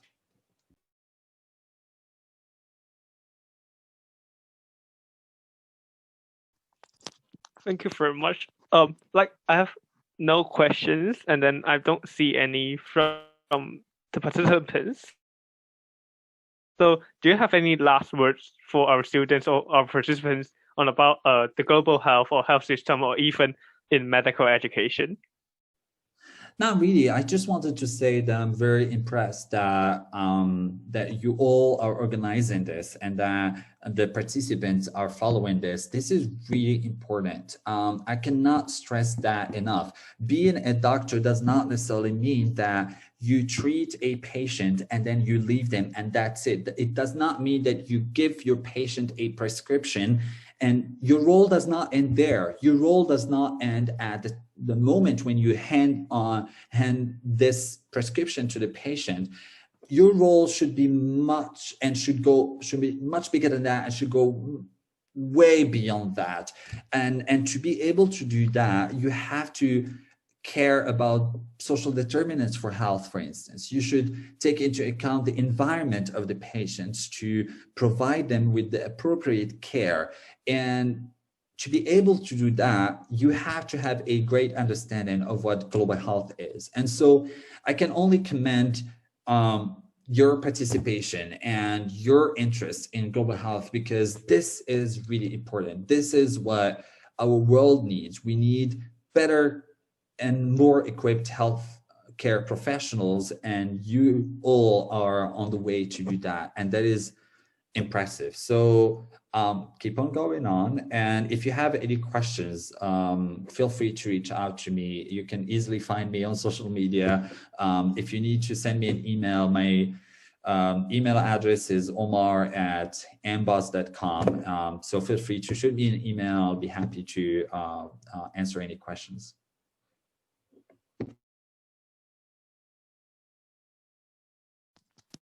Thank you very much. I think our participants learned a lot from your presentations. So I think we're going on a break. Like our participants starts the session from 12, and then our break is till it's until it's till like 6:10 at GMT. So there's around a 20-minute break, so you can go to the toilet and grab something for your snack, and then we'll be back at 18:10 GMT.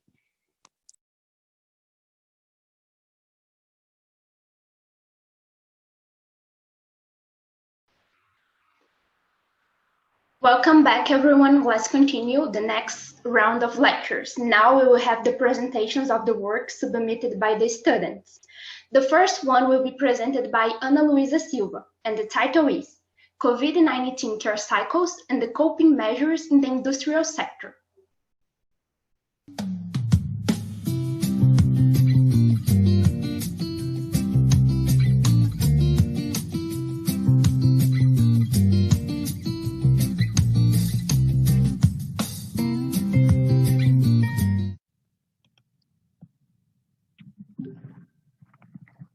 Good night, everyone. My name is Ana Luisa Antoni. I'm from Brazil, and I'm current medicine student at UniCeuB. And tonight, we'll present COVID-19 care cycles and coping measures in the industrial sector. So the objective, the goals of the study was to assess the impact of the pandemic on companies in the industrial sector, but also to identify trends for the supplementary health that were aggregated or amplified by the COVID-19 pandemic. This research was sponsored and organized by Serviço Social da Indústria, SESI, in partnership with Agência Nacional da Saúde Suplementar, ANS. The method of the study was a qualitative research that was carried out between 6th of July and 5th of August of 2020. And the technique was in-depth individual interviews, but it was through flexible collection. The script was with open and adaptable questions. So the target audience was health managers from large industry that were indicated by SESI, and also owners of small and medium-sized companies.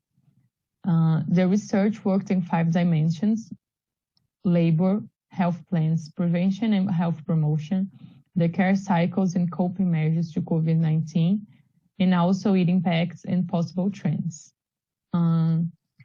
For this work specifically, we chose to discuss the results about the care cycles and coping measures to the COVID-19. And there were 12 large industries, a medium industry, and 2 small consultancies in engineering companies. As I've already said, for this work, we will approach the results by the dimension of care cycles and coping measures to COVID-19, which presented the integrated performance of the company's health strategy and to prevent and to treat the suspected cases. The reason why we chose this topic was because the occupational health assumed a responsibility for COVID-19, even though it's a non-occupational disease. So in partnership with healthcare and assistance health, the occupational health assumed the role of monitoring suspected cases and also establishing preventive measures with flow charts and other measures. So different from the large industries, the small and the medium industry didn't have a structure that was able to provide a full day of healthcare for its beneficiaries. So with the imminence of COVID-19, the large industries were able to implement the care cycles.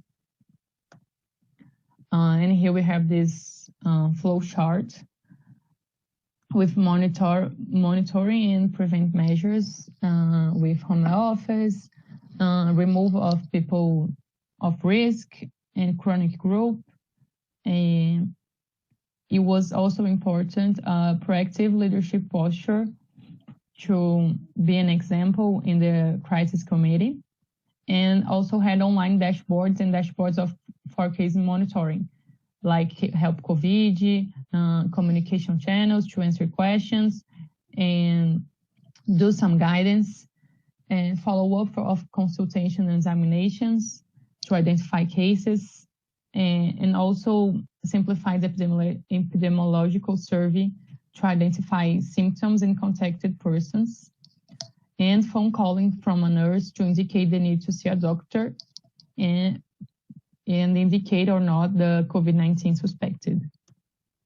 And here with COVID-19 suspected, we have the screening and the testing with laboratories, hospitals, private clinics, telemedicine, and the tests, PCR or serologic, and the ways to go if the testing goes positive or negative.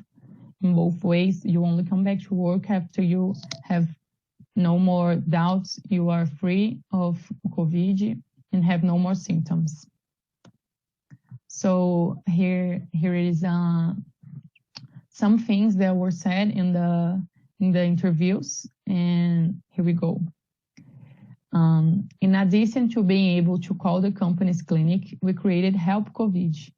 In it and in the factory clinic, people asked questions, sought for guidance. We managed to do the test. Even in our clinic, we do the PCR. And the medical area monitors people, if they had it, with who they maintain contact, where did they go. If someone has been identified as positive, they have a whole hygiene protocol. In the producive areas, in addition to masks, face shield, there is a whole protocol of for cleaning work tools. The operators participated with us, providing all the subsidies we asked for, including helping us with the communications we made to employees and family members. Operators also helped us with daily reports of suspected and contamination of our population. So you can see in blue some things that were important in their interviews that we are going to talk about more after in the discussion, but to amplify the importance of the communication of the operators and the daily reports, to call the company's clinic, the Help COVID, and all these strategies to keep people informed.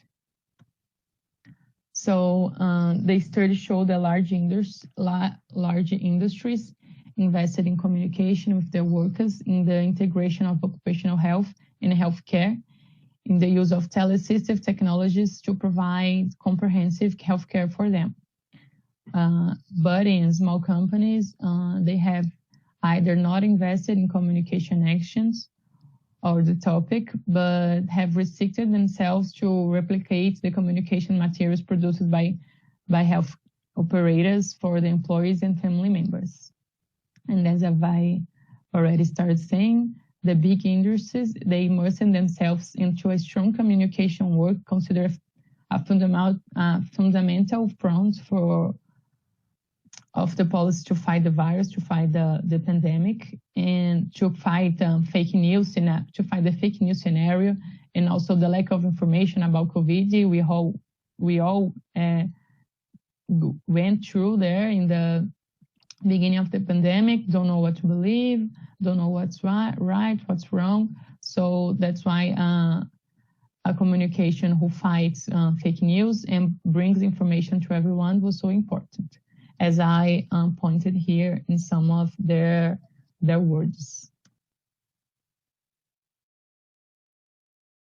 So the communication tone they used was a positive textuality, anchored in a dialogical and simple language posture, concerned with talking, clarifying doubts, and creating an environment of closeness, transparency, and trust. The communication was based on prevention and care content, using channels such as COVID Bulletin, Help COVID app, and corporate intranets and online lives. So another more of their sayings. We felt the need for close communication. It was necessary to demystify some things, calm people down, and help with correct information. It was extremely important. So as I was saying here, the communication was based on prevention and care content. Então, the prevention and the care were the guidelines that guided the content.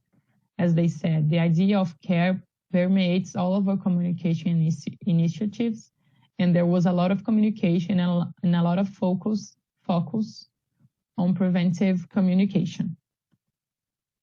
And to finish the presentation, we brought some conclusions about the interviews and the results.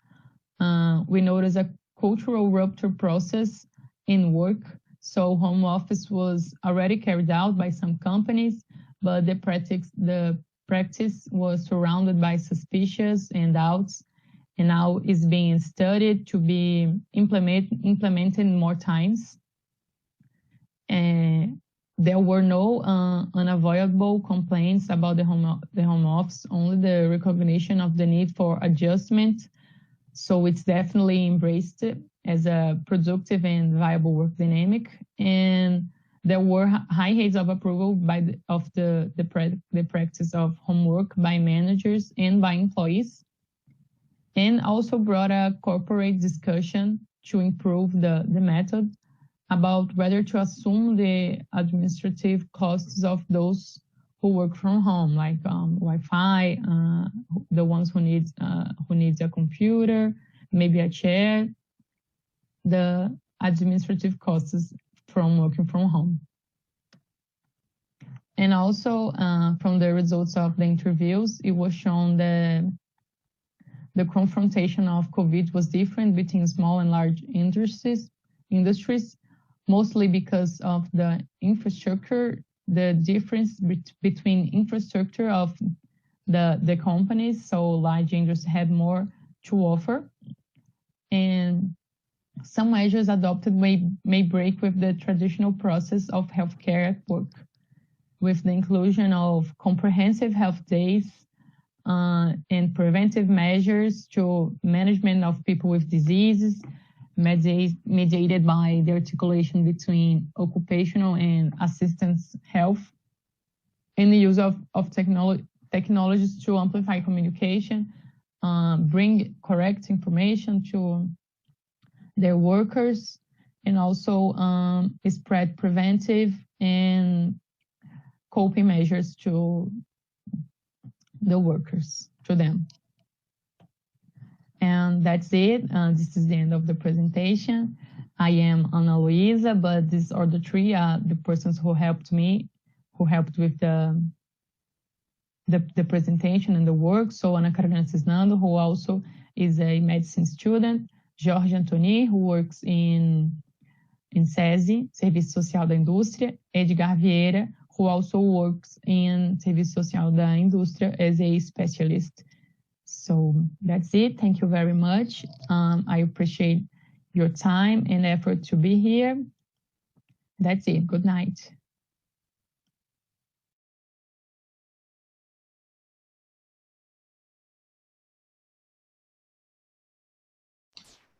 Congratulations to Ana Luisa and the whole group for this work with such a relevant and current theme.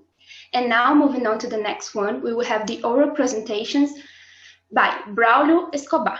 And the title is Correlation Between Depression and Hereditary Factors in Patients, seen from March to December 2018 at the Integrated Teaching Medical Outpatient Clinic of the University of Southern Santa Catarina.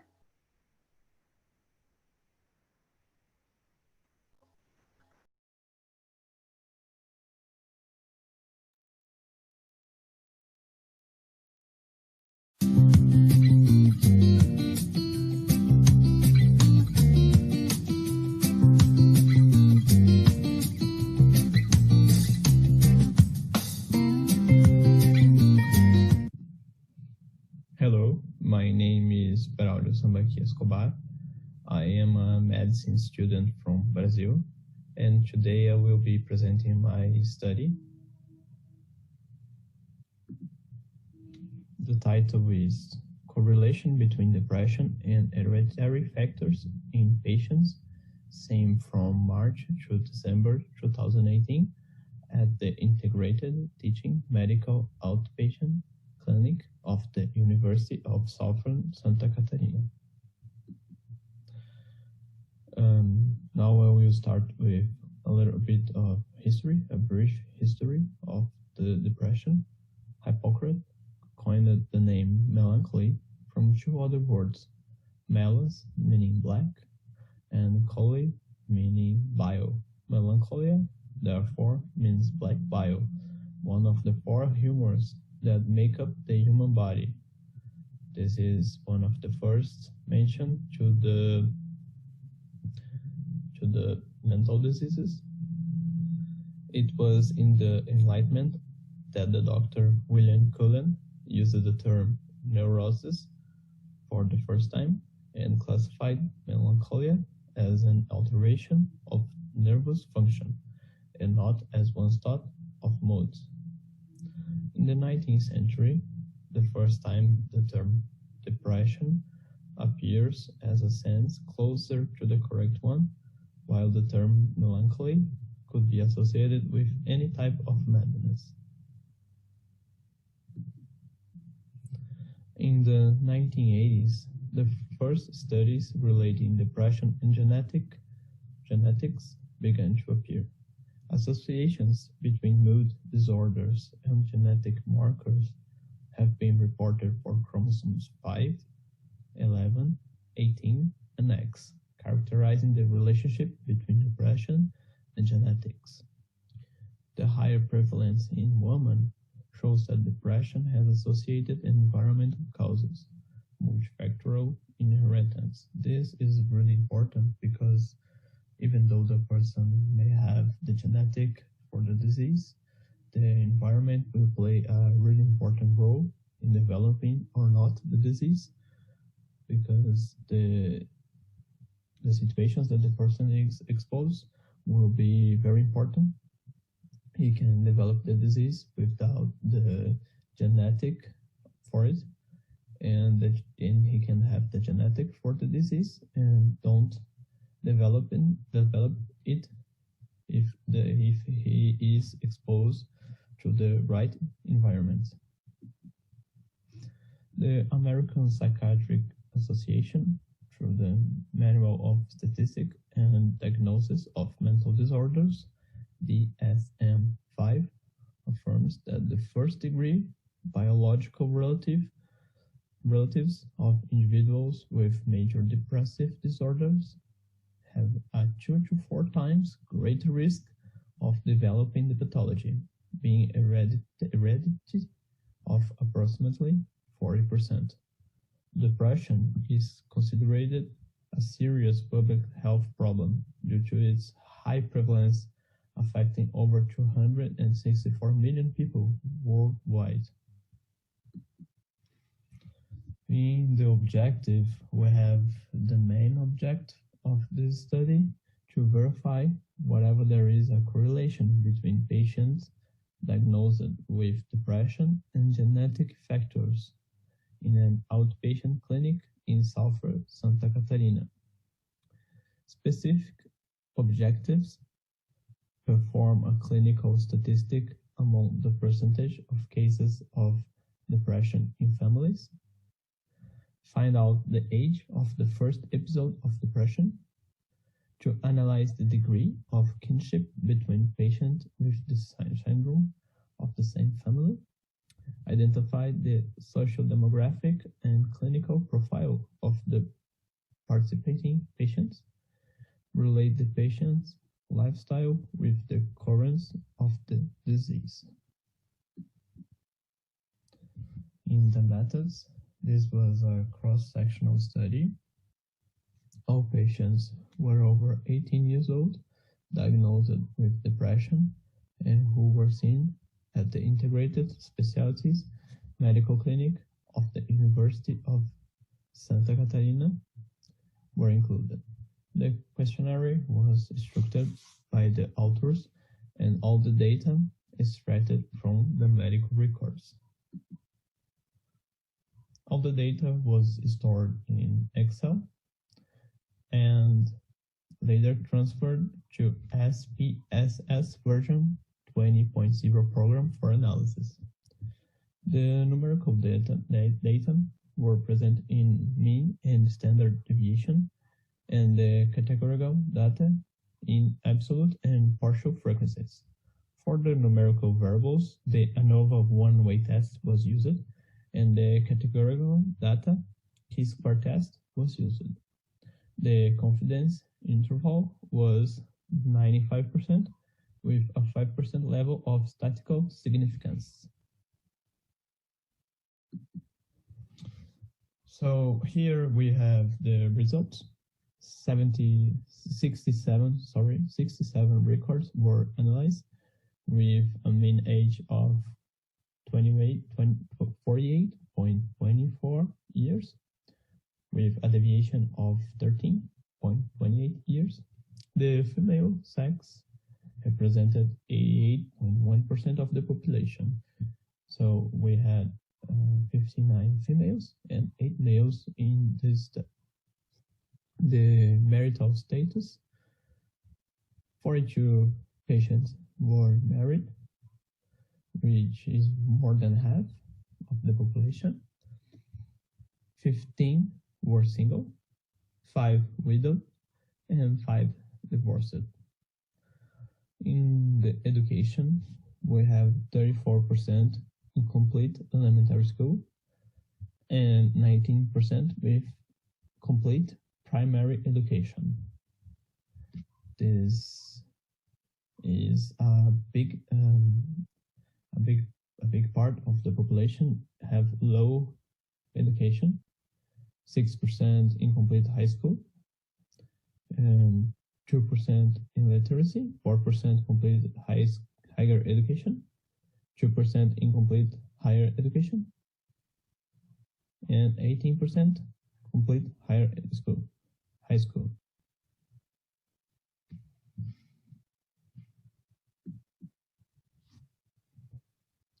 The average age of onset of the first depressive symptom was earlier in males. In addition, 53.7% of patients have or have had suicidal ideation, and of these, 31.3% have previously attempted suicide. Almost half of the study population had at least one relative with the same diagnosis, 49.3%, being primarily first-degree relatives, 40.4%. Here are some of the triggers for the first symptom. Death of the family member or husband, almost 12%. Marital problems, 28%. After disease diagnosis, 13%. Change of routine, 7.5%. Job, 7.5%. End of relationship, 3%. Family or husband disease, 3%. And it was not in the medical record, 25%. So we can see there is really significant in family issues.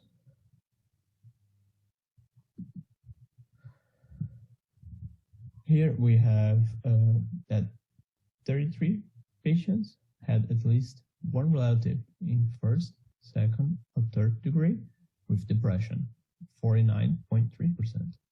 Of these, 16 had a mother with the same diagnosis, corresponding to 23.9%, being more prevalent in males. For participants, 50% against 12 of the opposite sex, with 20.3%. The P was 0.065, meaning 6.5%, not the 5% needed to have significance in our test, but really close. The rest of the family relationships are described in the table. So here we have a column for male and a column for female and a column for the significance, statistical. First of all, males had 0 fathers with depression. The females have 5 patients had fathers with depression. In the males, we had 0 daughters with depression. In the females, we have 3 patients with daughters with depression. Males had 0 sons with depression. The females, 3 patients with 3 sons with depression. Here it's important. The males, 1 had a sister with depression, and the females, 12 had sisters with depression. The males, the brothers, 0 with depression. The females, 3 patients have brothers with depression. Males, 1 aunt with depression. Females, 3 aunts with depression. Uncles, 1 for the males and 4 for the females. in the conclusion. The majority of the patients are females, adults before the age of 50, married, with low level of education. And it's important to notice that we didn't have many daughters with depression, but many patients have sisters with depression. This is probably due to the first symptom came around 39 years old, and the patients have around 48 years. So probably the daughters were not in age to have the first symptom, and the sisters have a closer age to the patients. So there are more sisters with depression. The low level of education is due to be a free clinic associated with the university. So there are many patients with low budget, and that's related with the low level of education. Almost half of these patients have at least one relative with the same diagnosis, mainly first degree. Also, more than half have had or still have suicidal ideation. Although the present study showed diagnosis of depression mainly related to the female sex, there was no statistical significance when comparing the relatives separately or grouped into sexes with the sexes of the patients. So as we discussed before, we almost reached significance, but it was not enough.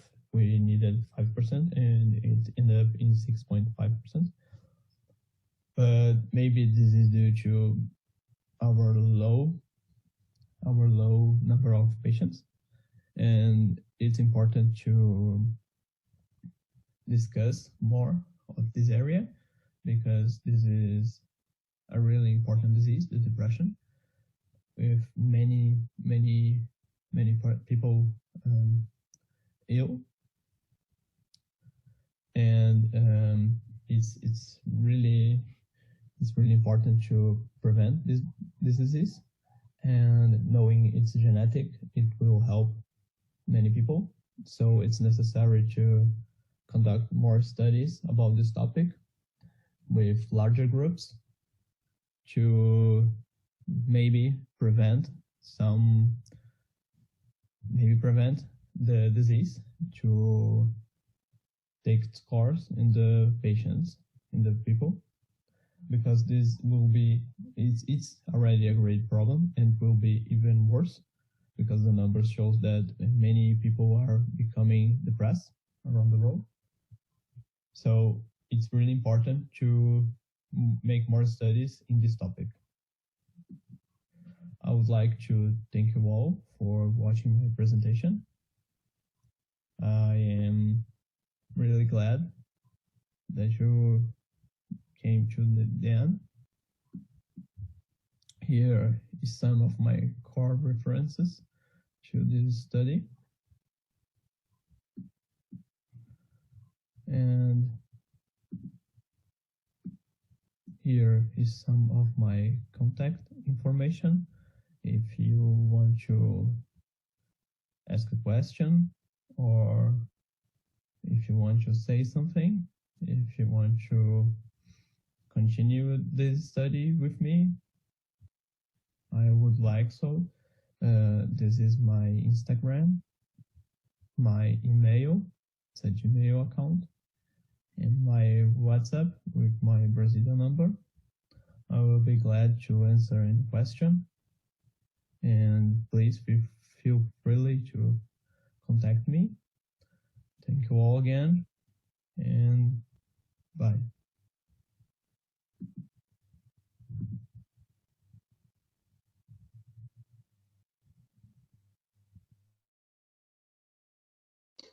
Congratulations to the whole group for this excellent work.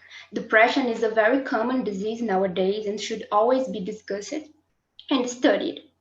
And now we'll have our second break a little bit sooner than expected, but we will return in a couple minutes with lectures by Dr. Marina Celi, Blanca Castillo, and a pre-recorded interview with Dr. Claire Gerard. See you soon.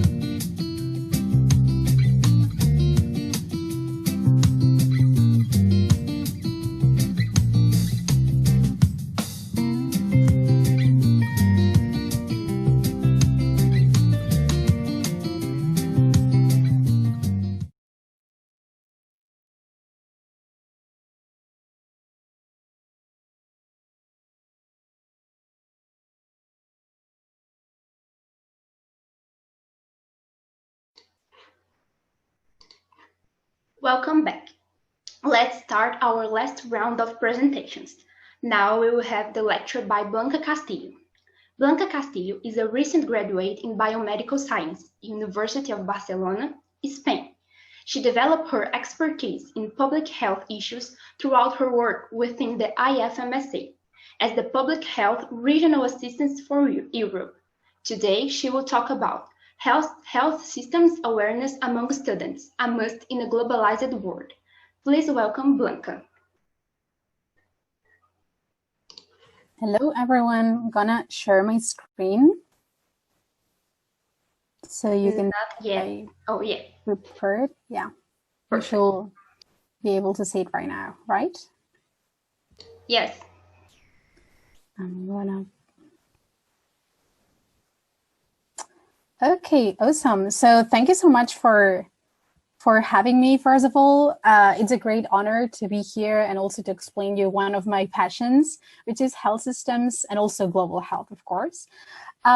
So as they already told you, I come from a background regarding biomedical sciences, but also public health, which is one of my passions. And I also wanted to share with you today the importance of getting to know how our health system works among students, of course, so we can know how actually to tackle the importance of health systems, and also how to get improved in a national and local level. So yeah, just get it started. Okay, so I wanted to start by mentioning how global public health is included in the medical curricula, because the IFMSA, the International Federation of Medical Students Associations, which is a great federation, including quite a lot of countries, actually, I will say that it's 150 or around this. They launched an online survey from December until March in 2018, and they had 327 responses among 139 countries.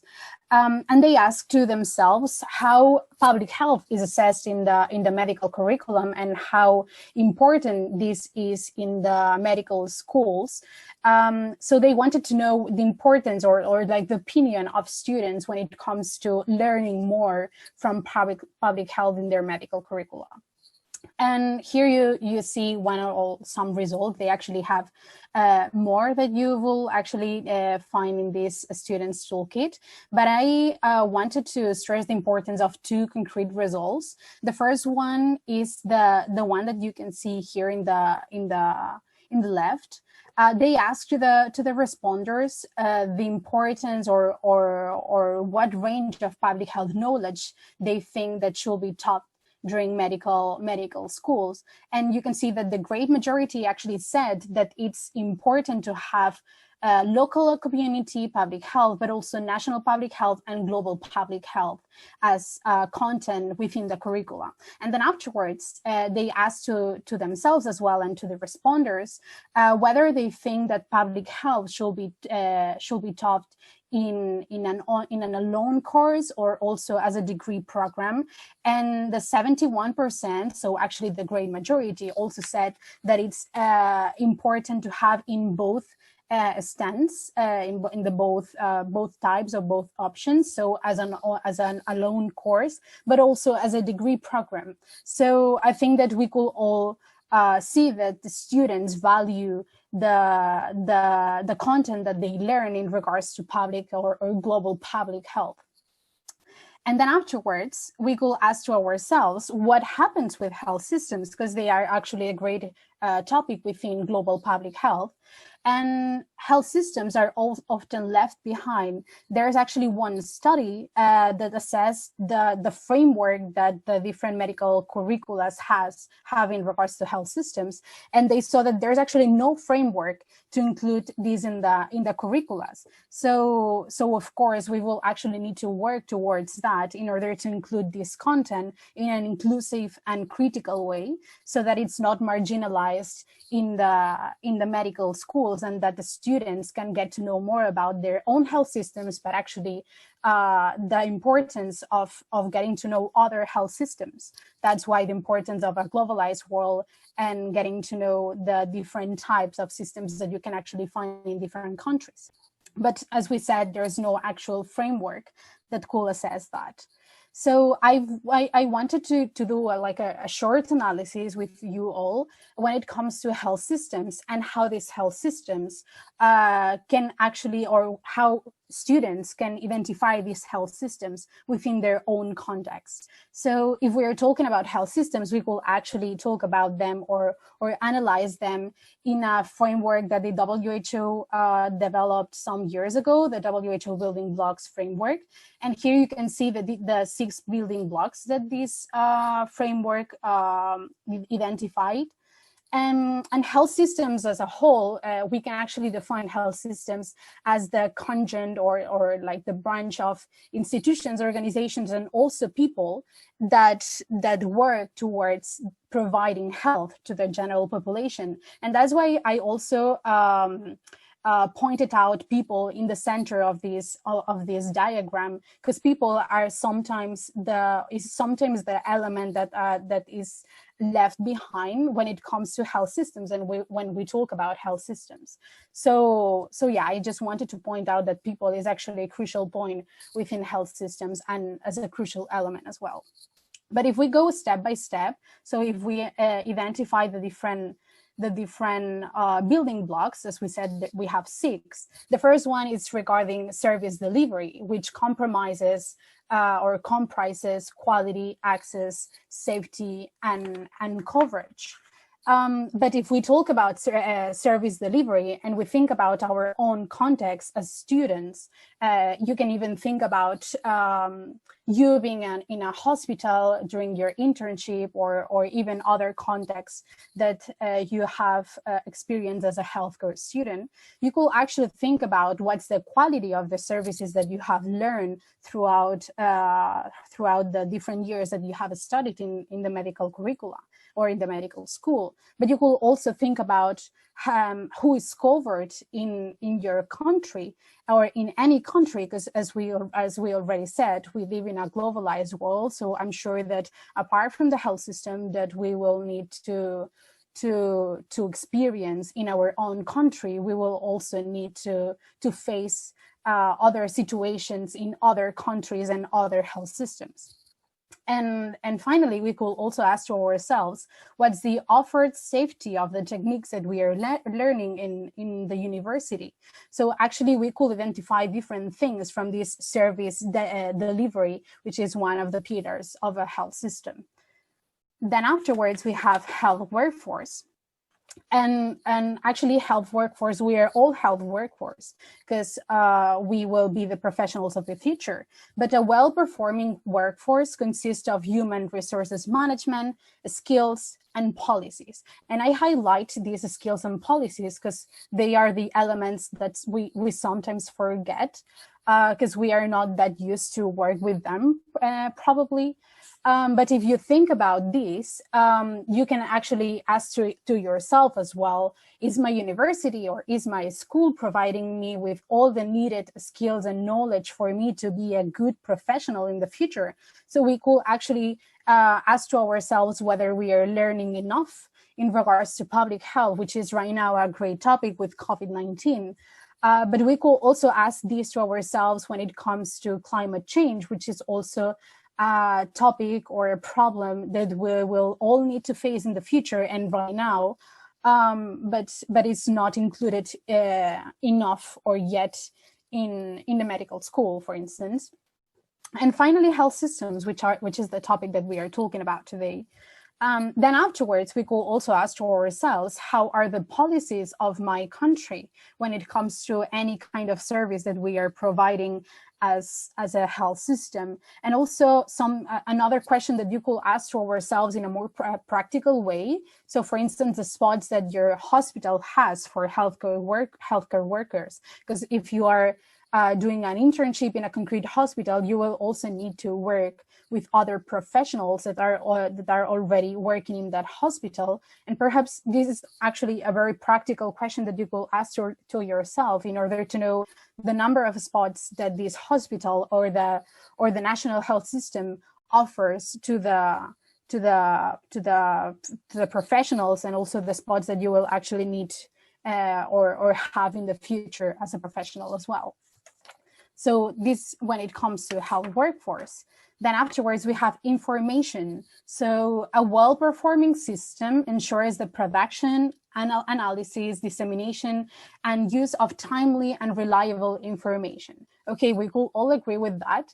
But then this is also something that we could identify in our own studies. So for instance, all the techniques that, or technologies that have been taught to ourselves or to us during the school are updated enough, we will know how this information will be provided to us in a practical manner, or is the knowledge that I'm learning outdated? Because this happens quite a lot, and by now with research that has a great potential to discover other ways of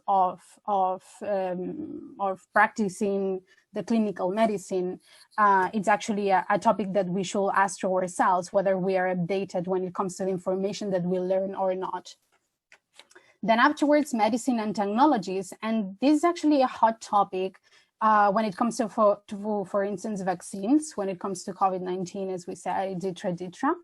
But the supplement or the supply programs actually that need to be equitable and need to be accessible and with a great quality and cost-effective use for people is actually something that we should all consider when it comes to including this service in our health system. And we can ask to ourselves, as I was saying during all this time, what technologies do I have in my hospital for clinical practice? Are these technologies, we could also relate this to the information, are all these technologies outdated or not? Will I need to learn more technologies during my career in order to be a good professional? Then afterwards, what national programs do I have in my country? And that's actually quite important also if you are traveling to other countries or if you're having internships in other countries, because perhaps these national programs change because they have other policies or other services to the general population of that concrete country. And these programs might differ from the ones that you have in your own country. Then another question, do other countries, as I was saying, have X vaccine in their national program? And this is, for instance, as I was saying, when we travel abroad, we all need to check whether we have these vaccines or we need to get those ones as well if we want to travel to that concrete country or another. And that's actually something that is controlled by the national health system and by the medicines and the technologies that have been offered in that concrete country. So if we are moving to another country, this is something that we also need to take into consideration. Then afterwards, financing. This is actually a pillar that perhaps as students, because perhaps it's a bit more complex and we're talking about money and funds, etc., etc. But for me or personally, I really think that this is a pillar that we should all need to learn, because we're talking about the money or how the national system covers all the expenses that we have as a nation, right? So what does my national system cover? How does the system get financed, and where does the money come from? Because like we're, for instance, I'm from Spain, so in my country we have universal health coverage. So right now, if you have any kind of emergency or any kind of need when it comes to, of course, like health, you can go to the hospital and get treated, and you won't need to pay for absolutely anything.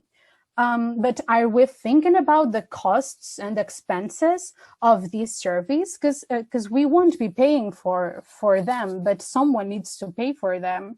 And if it's not us, who will be paying for them? Of course, we are paying for them indirectly with taxes, etc., etc. But it's not a direct cost that we need to pay for. But of course, there are different models, there are different health systems. And for instance, if I will live or if you will live in a country that has an out-of-pocket model, then you will need to pay for any kind of service that you need once you go to the hospital. So every time that you go to the hospital for any kind of treatment, then you will need to pay for it. So as you can see here, this topic is quite complex and quite difficult to analyze, but at the same time, it's also basic knowledge or a basic understanding that we should all have when it comes to covering these expenses that we all generate in the national health system. And then last but not least, we have the leadership and governance pillar. And perhaps this is also something that we kind of idealize, or in my case, I really do it, because when we think about leadership and governance, we think about the Ministry of Health, the National Ministry of Health, which they are controlling absolutely everything, the programs that we have, the services that we offer, etc., etc. But we could also think about leadership and governance in our local level. So, for instance, the hospital that we are where we are having an internship. I'm sure that this hospital will actually have a medical director who will be managing absolutely everything, and this hospital will also have a board who is also making decisions when it comes to everything that absolutely every service that the hospital is providing to the people. So when it comes to leadership and governance, we could actually ask to ourselves, what's the decision-making body in charge of X, so any kind of health issue, but also what's the policy framework of X topic in my country. This could also be related as well with health workforce and the policies, the knowledge that we have in regards to policies. And then finally, who is in charge of controlling the functioning of the system? Perhaps in this case, the national level is more in charge of this, but we could also think about that in a local, in a local and community level. So yeah, these are actually some questions that I just did out of a brainstorming process, but you could ask these to ourselves and even more questions when it comes to every single pillar of the health systems. So you could actually identify that many of the different question points that you have in these pillars are also referring to you as a student. So it's actually something important to know and important to discover while you are in the medical school or university. And here I also left some benefits of knowing how health systems work as a student, because we kind of analyzed and summed up the different things that we could ask to ourselves when it comes to the different pillars of the health systems. But when it comes to the health systems as a whole, we are not talking about a national or international level, but the health systems as a whole in a theoretical level. Then we have some questions mark that we will also think about together. So for instance, the fact of getting to know how a health system works, or how, as I was saying, that theoretical level when it comes to health systems work. We have, for instance, exchanging views and ideas with colleagues. And that's actually something very fruitful, because you will be the future professionals, or we will be the future professionals in the future. So exchanging ideas and trying to improve the current system, if it can get improved, which I'm sure that it can, then it will be a great exercise for us to know what we can tackle altogether in the future, as well as future professionals.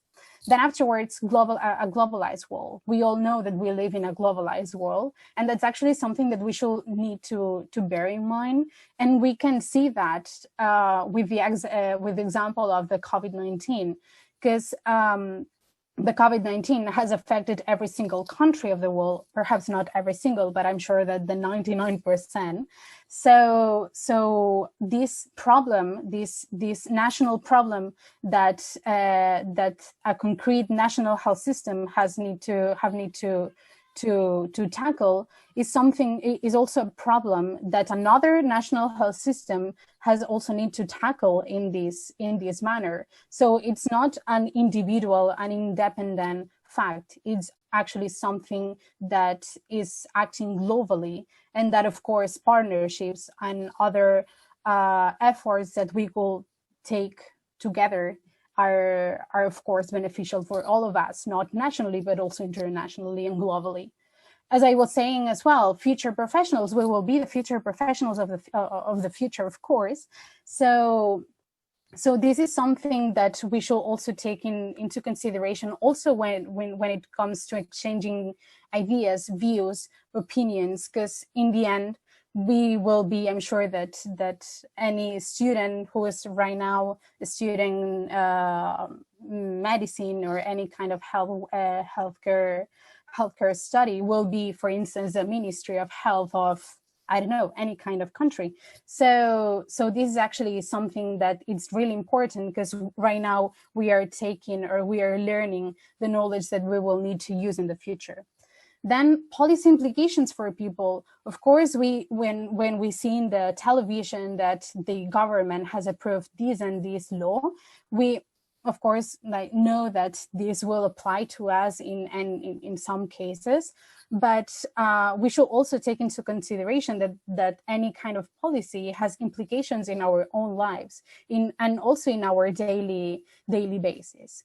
Then, last but not least, well, not last, but almost, the general culture. Perhaps it's because I really love health systems, as you can see, but to know the background of health systems, or to know the background theoretically, as I was saying, of how health systems work, is actually everyone's responsibility, because we are all living together in a nation. So every kind of person has a different role in the society, and everyone should actually know what's their responsibility, apart from being or not in the health workforce or not. So, as I was saying. And then finally, youth as change makers. I really think that this is an important fact. And there are actually many studies who have showed that youth participation fosters a deeper sense of empowerment and leadership potential. And this is actually something that we need to use in the future, as I was saying, also connected with the fact that we will be the future professionals of any concrete country. And finally, I would like to show to you a concrete example of what happened in Spain, which is my country. I concretely live in Barcelona, but yeah, like as a nation, Spain. Here you can see, it's in Spanish, of course, but here you can see a screenshot of a concrete law, royal decree law that was approved 8 years ago. And I am explaining this concrete case because it was really, really, really important in that moment, and it's actually really important right now. And also, as healthcare student, it's something that really impacted our context. So before this 2012, we had UHC in Spain, universal health coverage, and everyone could get treated if they needed to go to the hospital, etc., etc. But then in the 2012, a royal decree law was approved, and thanks God, after I will say 3 or 4 years, this royal decree law was got declined, and then we return once again to UHC. But why I'm explaining this to you? Why is important? So the Spanish national, just for you as a background, the Spanish national health system offers free access to a comprehensive package of services and benefits covering primary health care, specialized care, and also emergency care. So this national health system is funded almost entirely with taxes, and since 2002, the system was decentralized. So in Spain, we have 17 regions, and every region could actually manage the provision of healthcare in their territories, and in designing and implementing legislation binding in their respective regions. Among other functions, the national government is in charge of designing and implementing national legislation applying to all regions, and of undertaking the general coordination of the system, okay? But just for you to understand the why I'm explaining this to you, all individuals in a UHC condition, all individuals living in Spain were entitled by law to receiving free access to the system irrespectively, so no matter what's the personal wealth, labor status, or administrative situation in the country. In particular, undocumented immigrants were entitled to the same bundle of services as Spanish natives, with the only requirement of being registered as residents in a municipality, which is a very simple administrative procedure. The thing is that in 2012, so when this Royal Decree Law was approved, with the official aim of saving resources and dissuading the health tourism, which was a very big problem here in Spain, the Spanish government implemented a reform, the reform that I was talking about, of the health systems with the approval of that Royal Decree Law that I was explaining. The new law, which came into effect in September, if I'm not wrong, of 2012, restricted free access to the healthcare services for the population of undocumented immigrants, changing the universal nature of the system, of course. In particular, the reform established that the point onwards, so from that concrete month onwards, immigrants needed an official residency, so like all the simple procedure that I was explaining to you that was required. They needed an official residence permit in Spain in order to be granted of access to the system, which is right now a very long and sometimes unsuccessful process. So this meant the approval of this Royal Decree Law meant that undocumented immigrants were restricted access to all the services offered by the national health system, with 3 exceptions. So the emergency care in the case of serious illness or accident, whichever the cause, until discharge. The second one was healthcare during pregnancy, birth, and postpartum. And the third exemption was healthcare for individuals under 18 years old. But how this applies to what I'm explaining to you. As you can see, the Royal Decree Law had a big impact in undocumented immigrants, which are, I will say that, quite a lot here in Spain. And here you can see 2 studies that were performed after the Royal Decree Law was approved. And these 2 studies showed that during the 3 years of implementation, the restriction increased the mortality rate of undocumented immigrants by 16%. So actually the change of the health system in our country provoked the increase of 16% of mortality among these undocumented immigrants. And actually this mortality could have been prevented by rapid and accessible care to these people. So these results actually showed that the health status of vulnerable populations were actually under risk because of the fact of having changed the health system. So what's the problem behind this? Why I'm explaining this to you? Because as you can see, of course, this change was, or the national health system change was changed 3 years ago, three years after the approval. But why is this a problem? The thing is that people don't know their rights in the national level, and also healthcare professionals don't know what to do when it comes to visiting or having an appointment with undocumented people right now. And the problem comes with the fact of lack of information when it comes to how the national system is working.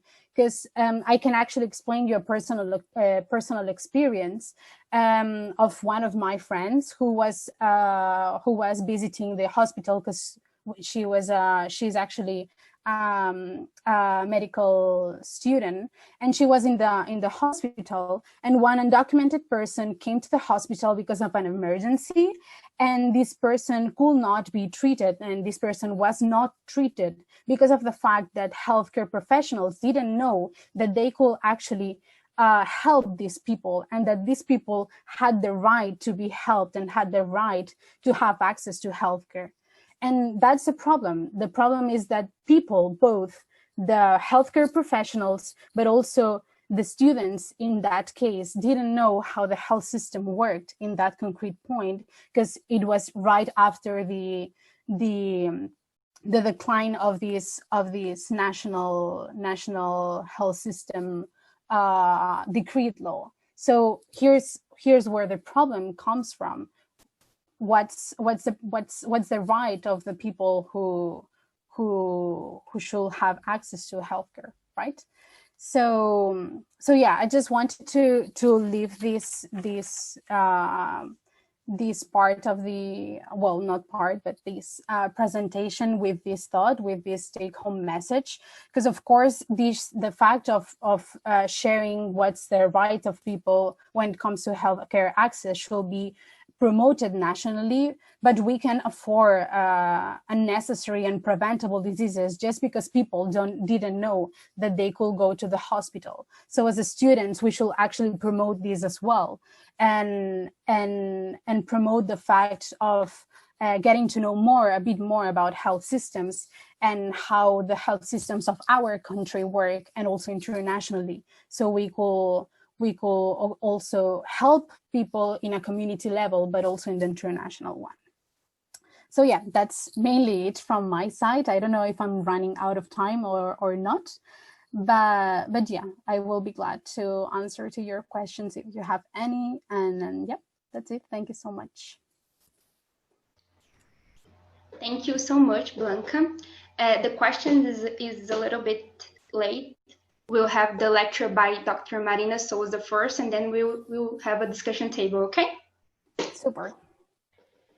Now let me introduce you to Dr. Marina Celi. She started her career as a community health nurse in 2005 in Brazil. She is a master and a PhD in nursing, and also has a graduate certificate in public health and gerontology.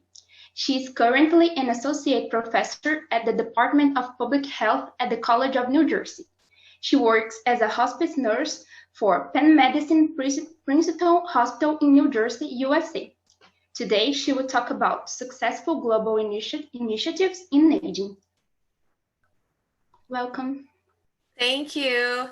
Good afternoon, everyone, and thanks very much for this opportunity. I'm very honored to contribute to this discussion, and I think you have already introduced me very well. So I'm Dr. Marina Souza. I'm Brazilian, but I work at the United States. I've been working as a professor, as both a professor and a hospice nurse for 4 years now, almost 4 years now. So it's really a pleasure to be part of this event, especially because UniBH and all the background, the people that are working and idealizing this event, it's from a very special university and institution for me. So thank you very much. I'm gonna start sharing my screen with you. And I wanted to talk today about a few successful initiatives or experiences in aging globally. And I picked this topic especially because when we talk about aging, we tend to see so many downsides of the aging process. So we usually talk about diseases, we talk about how people, disabilities, diseases, and problems in general. And I really wanted to bring a discussion on how to prevent diseases, how to promote health, and how to have a healthy aging. So there are so many discussions out there about the global challenges of aging and how to age healthy. So I think that's the main goal for all of the healthcare professionals, right? We not only as healthcare professionals, we want to provide the best care possible, but we as human beings, we also wanna age healthy, right? So we also wanna get there, and when we get there, we wanna be able to perform the activities of daily life. We want to be able to walk and talk and make our own decisions, have autonomy. So there are many discussions out there on the challenges of global aging. And we all know that we have so many, we've been witnessing overall so many changes in the world that has contributed to the aging process. I think we can't talk about healthy aging without understanding a little bit of how the reasons why the world has been aging and processes. So overall, we all know that the percentage of older adults have increased overall due to mortality, fertility, and migration. So those are probably the three main reasons why countries and populations have aged.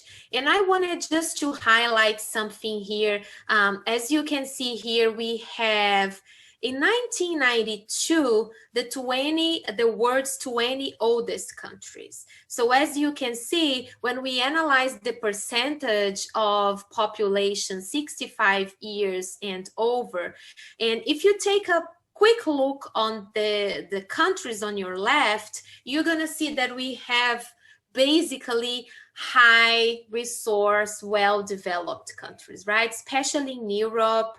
Most of the countries here, they are located in Europe or Southeast Asia. So we see that back in 1992, about 20 years ago, most of the countries where we see like a big older adult population, they were well-developed countries. And I wanted to contrast this data with this other information here. So this is the this is the increase in older adults population or elderly population.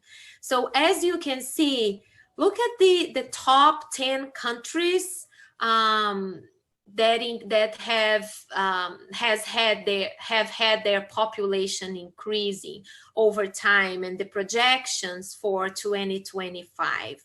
So we can easily locate many low and middle resource countries. So the message that I wanna deliver here is that the world has aged, regardless of the level of development, regardless of how much developed or economically or socially developed a country is, the world has aged. And that's something that we have to celebrate for sure, right? So life expectancy has increased. There is no discussion about this. We've seen like many countries increasing the percentage of their population in 200%, 300%. So that's something that we have a few hypotheses to explain this phenomenon. And I just wanted to bring some of them, like money and education. So once we have increased our income, the country's GDP, level of education, basically most of the social determinants of health that you're probably very familiar with. So all the classic public health measures like washing hands, access to healthcare, hygiene and sanitation, all the medical technology, right? Not only the medications, but the techniques that have been developed over time for surgeries, for treating chronic diseases or even infectious diseases, vaccination, changing lifestyle. So the way what we eat, how healthy we eat, the consumption of alcohol, smoking and exercising, they are all together we can definitely help explaining this process of global aging. Social support is another fact that we have to take into consideration, because populations, of course, as we age, the demand for care and social demand tends to increase. So the more we age, the more help we need, the more we have to access our social support network. So there are many other reasons. We could stay here for hours and hours just discussing reasons that have contributed to this phenomenon that we are calling global aging. But I wanted to bring up a question here for you and for all of us to think about. So, are today's older adults healthier than yesterday's? We've been witnessing, and it goes really along with the previous lecture when we talked about, when you mentioned the gap, right? The social and the health gap between immigrants in this case, and we can talk about older adults in the same way. So overall, we've been witnessing an important increase in life expectancy, but on the other hand, what about the quality of life? So does it matter reaching your 78, 80 years old, or does it matter how you are going to be when you get there? So that's the main discussion here when we talk about healthier or healthy aging. It's not only your age, but also the quality of life, how independent, how autonomous you are going to be to make your own decisions, to fold your laundry, to take your shower, to do the basic activities that you are expected to do. And there are many studies, many great experiences out there. I just brought a few papers here, recently published papers here, just to illustrate some of the interventions. And I just decided to pick two because I know that we have a time limit here, but there are many great experiences out there. So I just wanted to mention this first study that I brought here on Thailand. It's a case study where they actually were able to follow up in a community and get to know what have ways of healthy aging. So what do they do, and the way that they live, what they eat, how they the relationship that they establish as a community, the social cohesion matters in this case. So there are many studies out there. And the first one that I wanted to highlight here, and it's something that I've been involved with as a researcher. We have a research group that we have a few researchers from different countries like the United States, Portugal, Brazil, and we've been studying, I don't know if you guys are familiar with the age-friendly ecosystem or the age-friendly hospitals, age-friendly health system. So in Brazil especially, we have a very well-established policy on the hospitals, children's friendly. So where when a woman gives birth, for example, they have all the policies for breastfeeding, for stimulating breastfeeding, and all the other things that we can do to make sure that that baby is receiving the best care. possible. And there is a very important policy that has been already implemented in many, many countries, especially in the United States and a few other countries in Europe, that it's the framework for for an age-friendly system. So that it basically says that we have to create conditions for older adults to be able to be independent. So the infrastructure, the physical infrastructure, the way that healthcare professionals, they behave, and the policies and small interventions that we can implement in different places, they can make a huge, huge difference for older adults to live independently and increase their quality of life. So just a few examples of great studies that are currently happening worldwide.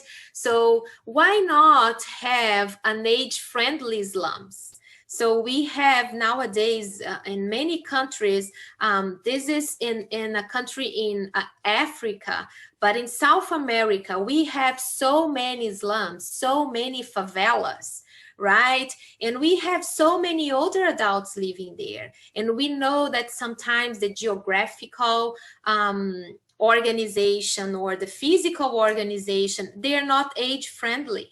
So it's almost impossible, not only for older adults, but for people in general with disabilities, for example. It's difficult for them to move from one place to the other. If they have to go to a doctor's appointment, for example, it's almost impossible. And then they get stuck at home, and that will contribute ultimately to depression, to loss of so many great things that they would be able to do if they had the structure and the conditions.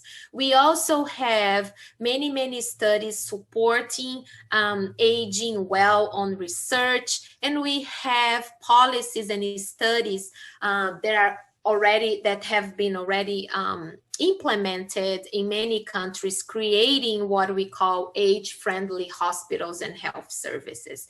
So all the healthcare network would be prepared to receive and to create conditions to serve or provide the best healthcare service possible to those older adults. So I'm saying that the hospitals will be prepared, the healthcare, the primary healthcare clinics.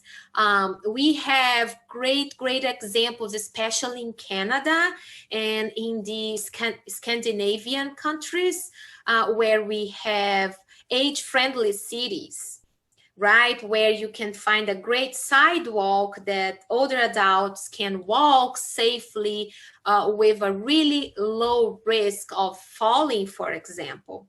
So all those policies and all this initiative, the age-friendly ecosystem, it's already a reality, and it's been implemented, as I told you, in many places. And again, I just wanted to highlight that it's not only about the infrastructure, the physical infrastructure, but it has a lot to do with empathy, with understanding the older adults' needs, not treating them as children, being able to really understand their needs, having a healthcare personnel that it's really prepared to understand all the variations and all the needs of older adults in general. The second topic that I plan to talk to you and to discuss to you, it's about institutionalization. So we know that the families, they've been shrinking, right? Every new generation, we have less and less kids. So the families, they are getting smaller and smaller as the time goes by.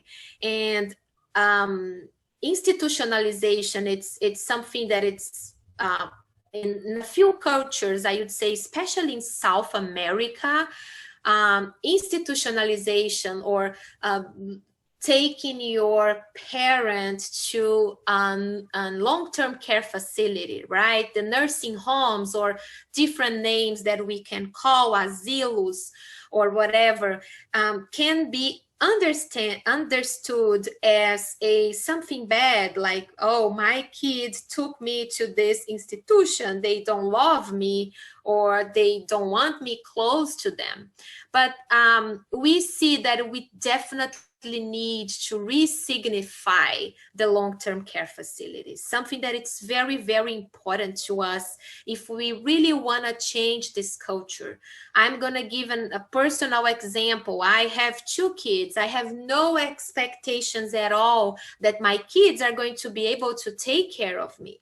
And in the North America, and also in the European culture, it's very, very common that we plan where we are going to go, where we want to go.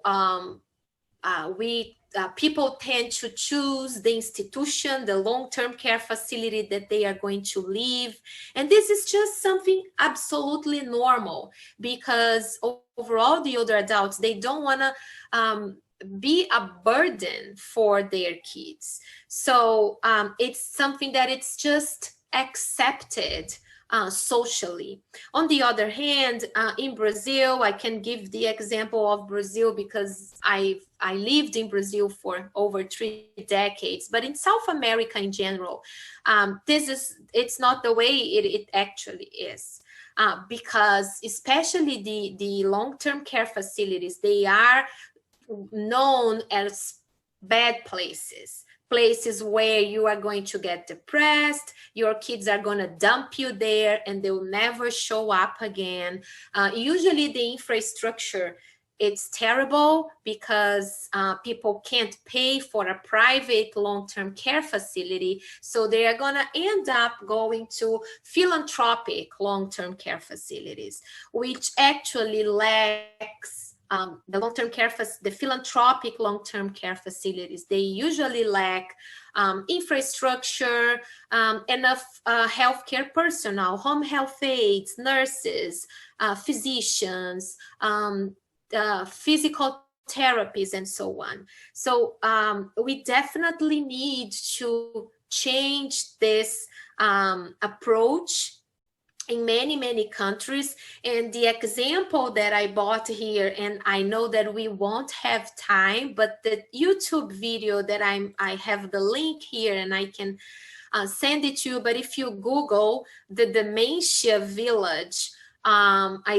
small village in a small town in Netherlands, which is a great example. And there are many others. I just picked this one. It's a 20-minute video. You can enjoy later and watch the video if you want. But this is just a great example of how we can make institutionalization humanized, empathetic, and a high quality in regards to healthcare services. So in this small village, especially, all the residents, they have dementia, severe dementia. The vast majority has Alzheimer's disease, and they are encouraged to perform all the possible activities of daily living that they can. So they have their small supermarkets. They have a small pharmacy that it's actually fake, because people who sell the goods there, they are employees. So they kind of create small things to really mimic the real life and to keep those older adults engaged, learning something new. And that is extremely important to combat or to push back the evolution of the disease, the progress of the disease. So I believe that, and this is a topic that I've been studying for a long time now, and I definitely think that we need more investments in when we think about institutionalization in general. So what is it to be done? So that's the question that we have. I don't have the answers, but I believe that we all together, we can, as healthcare professionals, as social professionals, we can definitely work and think about possible solutions. Again, we don't have to invent the wheel, right? There are so many great experiences out there. We definitely have to adapt and bring to the reality of our target audience and propose solutions for problems that we have. It's challenging. We don't have, again, all the answers. We are building the solutions together. But I believe that we have to be inspired by those great successful experiences worldwide. Thank you. This is my email. So if you would like to ask any questions, any further questions, feel free to reach me out at any time. I'd be very glad to assist you. Thank you so much, Dr. Marina. Now I invite you, Dr. Carolina and Blanca, to our discussion table with some questions we selected. Wait a minute. The first one is to Blanca. You mentioned that a well-performed task force requires several skills based on a student's perspective. What are the top non-technical skills a health student should develop and improve? Okay, that's actually a very theoretical question. But of course, I will answer under my point of view or under what I think that we should all consider as part of the health workforce. But I also think that it really depends on the task that you have within this health workforce. For instance, I personally studied biomedical sciences. So for instance, you could think that I will be in the research part, which I am, but not in that molecular level. Right now, I'm working in the public health sector. So it will be more about knowing what's the need of the community and your society when it comes to the different public health issues that the society is facing. But if you're also in charge of, for instance, Marina as a nurse, she will also answer in another point of view, also taking into consideration the personal and the individual connection with the patient.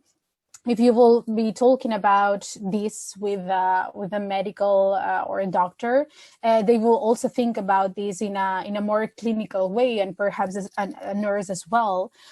So I really think that it really depends on the role that you have in the health workforce as a whole. But of course, I really think that a skill that is required to absolutely everyone who is in charge of people, because in the end, health workforce, everyone who has a role in this health workforce, I really think that we are working for people in a way that we dedicate ourselves, or we dedicate our professional career to helping people and also to providing healthcare to everyone. Or I really think that that's the mission or the vision that we should all have. So perhaps a skill that we should all need to have, of course, compassion, etc., but also determination and responsibility for all the work that we are doing. And as I was saying, no matter we're talking about the research part, the clinical part, etc., but we should. I really think that we should not forget what's the overall perspective of working and being a member of the health workforce. So yeah, like I didn't answer in that theoretical way, because I really think that if you could consult a book, you should actually have a list of all the skills that you could have. But yeah, it really depends, of course, on the role. But I think that as a part of a health workforce, there are some basic skills or some basic notions that we should all have, of course. So yeah, I don't know if I answered your question or like whoever asked this, but yeah. Yes, thank you. The next one is, how did the Spanish people see this change covering foreigners in the country's final cost? Was there any resistance against this change? There were quite a lot of organizations and civil society who actually thought that this was not a good movement from the government. Perhaps we should actually talk about politics when it comes to this, because it really depends whether it's a right wing party or a left wing party. And actually, the government who applied this royal decree law was from our party, who was not, or this party was not the same one as the next government. So the next government actually changed the entire royal decree law in order to change this status. But of course, there were a lot of people who actually didn't agree with that. And from a student view, we actually had a big movement as well, because of course we were leaving behind a lot of people who needed healthcare and needed to have access to healthcare. And just because of that, because of the excuse of needing more resources and needing more money, because in that moment in 2012, we were in a big crisis, in a big, not political, but like the big crisis that I think that quite a lot of countries suffered from. And the government just said, like, yeah, we're in a crisis, so we actually need to have more money. And if we are restricting this, it's because of this reason. And actually, the studies that I showed to you, those two studies which investigated the consequences of this change in the national system, proved that they did not raise more money because of this change. What they just did is to increase the percentage of mortality of these undocumented people who actually needed to have the right of health as absolutely everyone, but this change in the national system didn't allow them to do so. So yeah, like as you can see, there was a big consequence in a national level, and a lot of people actually didn't agree with that. And thanks God, it got changed 3 years after the approval of this. So yeah, but I think that it's an interesting fact of knowing how health systems work. So yeah. Thank you so much.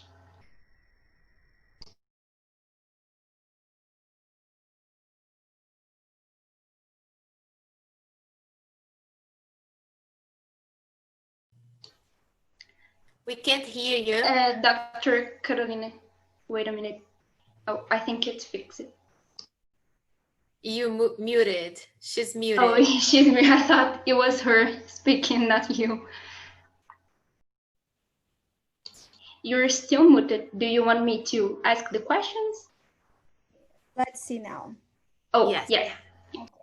I was saying that greeting my colleagues here for this panel, Dr. Blanca and Dr. Marina, for being with us and for sharing their knowledge.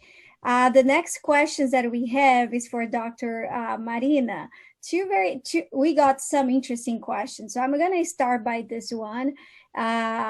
Do you think that these new beauty procedures allowing people to look younger than they are can affect how the world accepts aging? So that's your first question for you. I'm not an expert in this representation of this change. I would say this superficial change.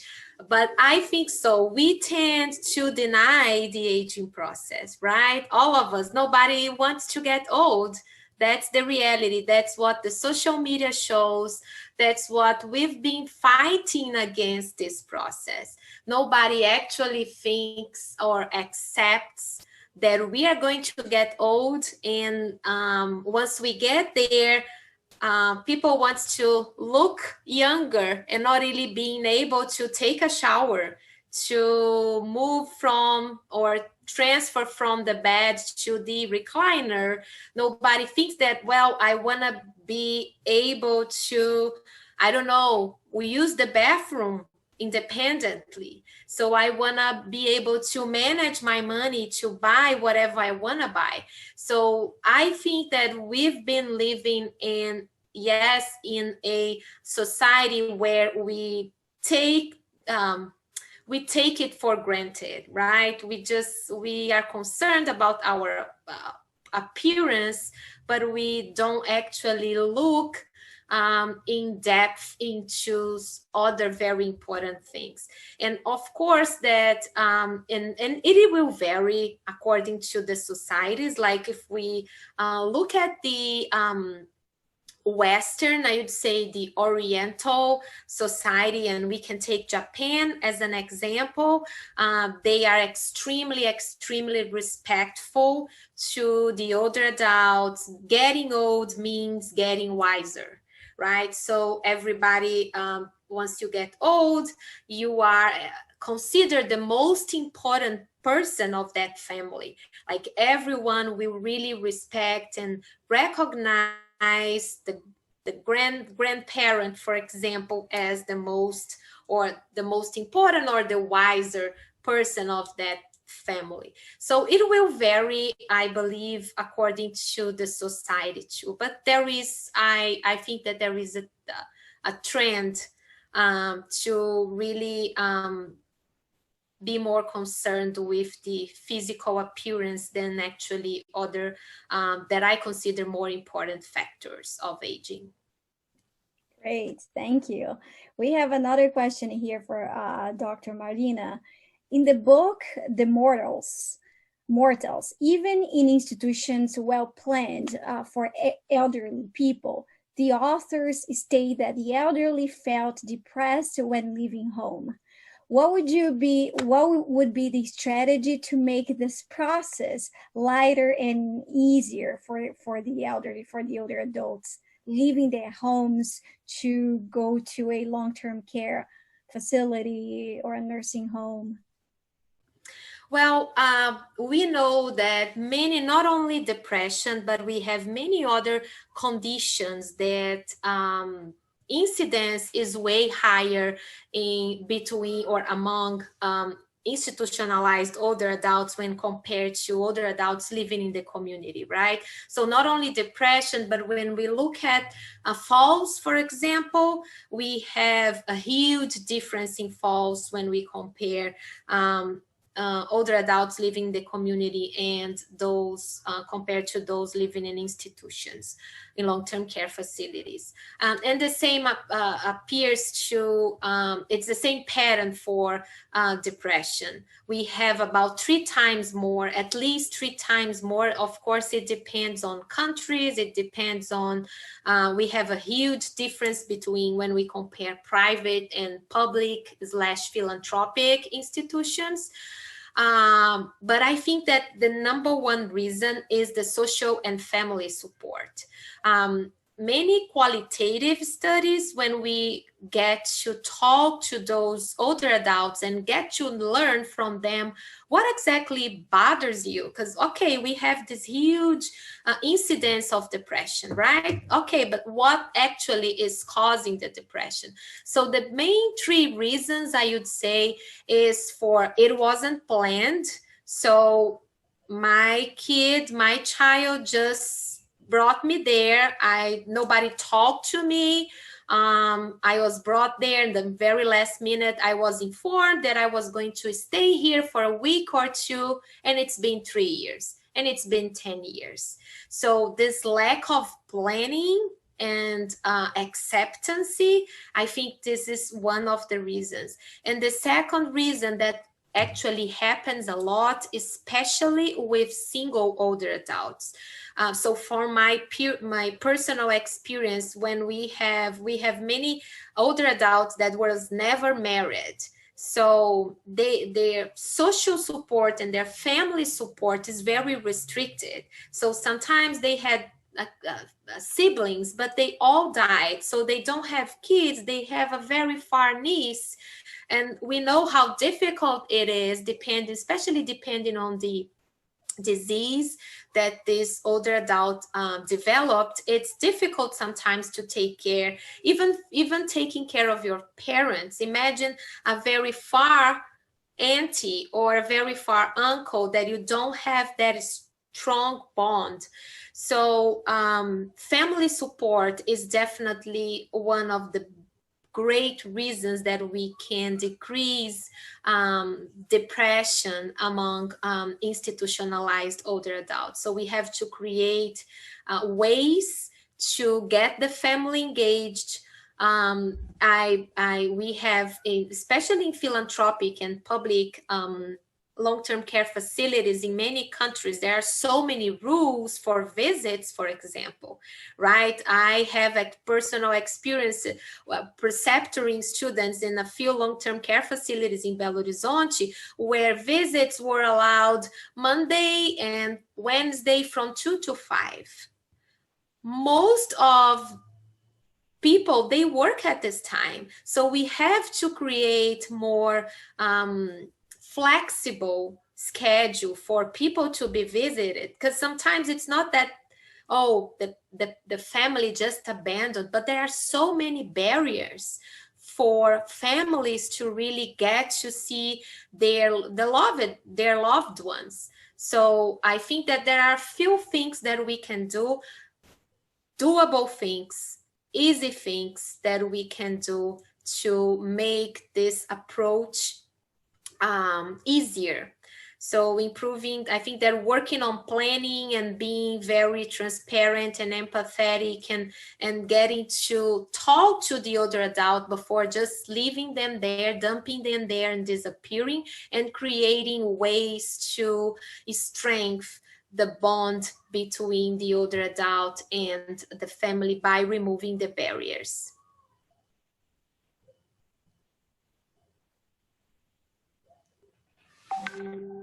Thank you very much. Leticia, do we have any other question for our speakers? That's it for today. Thank you so much, Blanca and Dr. Marina. We had a very enriching discussion. And now we are finishing with our last lecture, that is a pre-recorded interview with Dr. Claire Gerada. Thank you so much. Thank you, Blanca. Thank you, Marina. Thank you as well for inviting us. Thank you and congratulations on this event.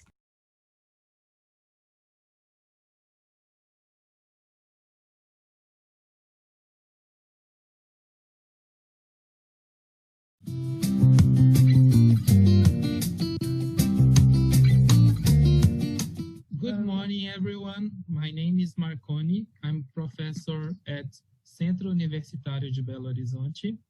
Luisa is medical student of the last year at Centro Universitário de Belo Horizonte in Brazil. Paulo is master degree student and medical student at University of Porto. And we are very happy because we are fans number one of the work of Claire Gerada. Claire Gerada is a source of inspiration for us, and it's very good to have you here. We are very happy, and we are going to have the opportunity to interview this brilliant doctor from the United Kingdom, and it's a very, very nice opportunity. Thank you very much, Dr. Claire Gerada, to be part of our meeting. It's an honor for us. And it's an honor for me as well. And thank you very much for inviting me. I only wish I could see you face to face, but sadly, we can't meet. Now I'm going to invite Luisa and Paulo to start this interview. we prepared some questions about healthcare system because the NHS is a very important healthcare system. We learn a lot from your system, from NHS, and we would like to know some details about the system and the impact for the population. So we are going to start with Luisa. Yes. Hi, Claire. First of all, I would like to say that it's an honor to be able to speak with you because you are so inspiration for everyone who wants to build a quality health system. So let's start with the questions, right? Nowadays, we see that the hospital-centered medicine focus on the use of complementary exams and new technology has been the focus of investment in some countries. However, in our view, preventive medicine plays a crucial role in health systems. We would like to know what is the importance of primary health care in the NHS. Thank you very much, Luisa, and it's a pleasure to speak to you. Well, I just want to put things in context. I have worked in the NHS for about 40 years. So the NHS has been around for nearly 80 years. So I've been there, not quite from the start, but certainly for a good part of my life. Now, what makes the NHS different, really different, is that it is built on a bedrock, a foundation of primary health care, as well as being a universal system, free at the point of use. But its real genius, if you like, is that it's built on this foundation of primary health care. So I, as with thousands and thousands of my colleagues, we have what's called a registered list. So we have a list of patients who stay with us till they move. So from cradle to grave. So if they move and go to somewhere else. But if they stay in the area, I can look after someone from birth to death. And I've been a GP in the same place now for 30 years. So I'm looking after their grandchildren, not just the people that I looked after, but their grandchildren. Now, what primary healthcare does, it provides easily accessible care to everybody. You can be rich or poor, but you can walk through the door. Some people walk through the door 30 times a year. Some people might walk through the door once every 3 years. And it's not on how much money you can afford, but it's based on your need. So we are there being able to pick up the vast majority of our population, and about 90% consult every year, and over a 3-year period, 100% of our patients, give or take a few, will consult with us. So we don't just deal with what the patient brings through the door, their coughs and their colds, but we also do prevention. We do primary prevention, so we do cervical smears, we do primary prevention in terms of immunization, but of course secondary and tertiary prevention as well. We're easily accessible. There's a saying in the UK, we should only be a wheelchair distance away, not a wheelchair, pushchair distance away, so children's pushchair.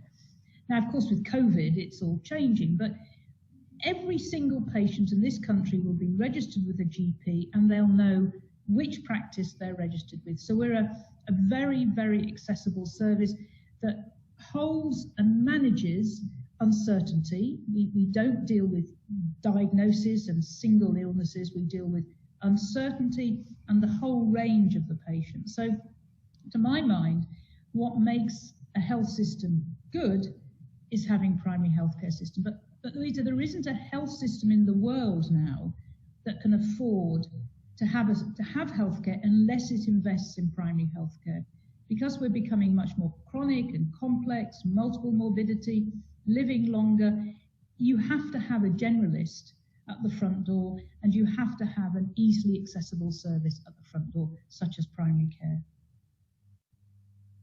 So nice. In Brazil, our health system is also focused on the primary health care. We believe that with the family and community medicine, will be the key to understand what problems the population affects the population and what is social, economic, and cultural factors determines their health. Absolutely. I mean, your health system is built very much on our health system, on bottom-up community involvement, understanding the problems that your local people, very local people, have to deal with. So I look out the window and I see my patients' homes. Now, many years ago, we had problems with rubbish, refuse. It was all over the place. Now, as a local person, somebody living in my community, I knew that my patients, just as I was, this wasn't a good, healthy thing to have. So I will work with my local authorities and social services in order to address it. So you're absolutely right. I see my role not just as inside the consulting room, but outside with my community, with my fingers on the pulse of my community, which is what you've got in Brazil and also in Portugal. That's true. The second question. Sorry, Marconi, you can say. As a GP, you have the opportunity to know not just the patient, but the environment where he lives, and you can act on prevention of diseases. It's very interesting. I think the best healthcare system is those who provides primary care for the population. Well, it is providing. If you take the two extremes, take the American healthcare system and let's say Cuba. Now, notwithstanding how the American healthcare system is funded, which is appalling through the exorbitant costs, but they have no investment in primary healthcare. So what we know is that if you have no investment in primary healthcare, what happens is the patient has to go to the specialist or to the hospital to get basic healthcare. You can spread your money much better if you have a primary healthcare system. So Cuba, for example, has absolutely excellent public health indices. It has good indices in terms of childhood immunization, in terms of morbidity, in terms of even obesity. The problem of obesity isn't as great as is, say, in some other parts of the world. And yet it has far less income. It spends far less of its GDP on healthcare. So the more, and the studies were originally done actually in America, beautiful studies. The series is called Quarterly Milbank, through Barbara Starfield. And she found that the more GPs you have per head of population, the better your health outcomes, even health outcomes that are dictated by hospitals. So it stands to reason. Now, of course, you need both. You need specialist healthcare, but the specialist cannot do their work properly if you don't have GPs, because they behave like generalists. If they see gastritis, they'll do an endoscopy, whereas I know that most gastritis is self-limiting, can disappear with a few PPIs.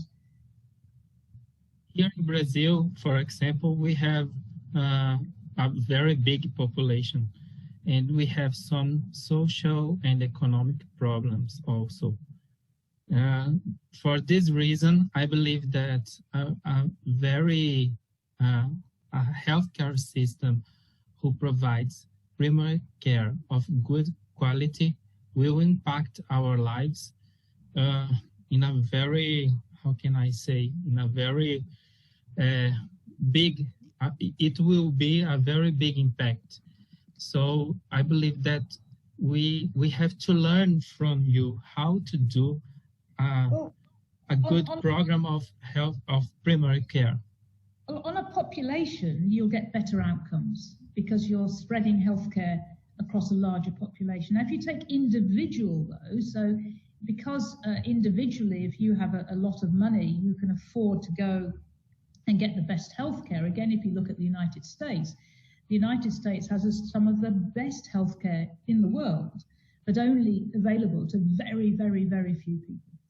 But your question is, how do you get a primary healthcare system? Well, I mean, it's difficult because you have to have a culture of it. Now, again, in Brazil, you have got a culture on it, but you have to get your governments to invest. There is no point saying we want primary healthcare and then spend no money on it. And to a certain extent, that's been a problem of what we've seen in the NHS. More money has gone to building hospitals with big scanners or tertiary services for cancer treatment than, say, investing in general practice. But so it's a political decision. but it's also engaging with the population to say, if you don't have primary care, how do you know where to go?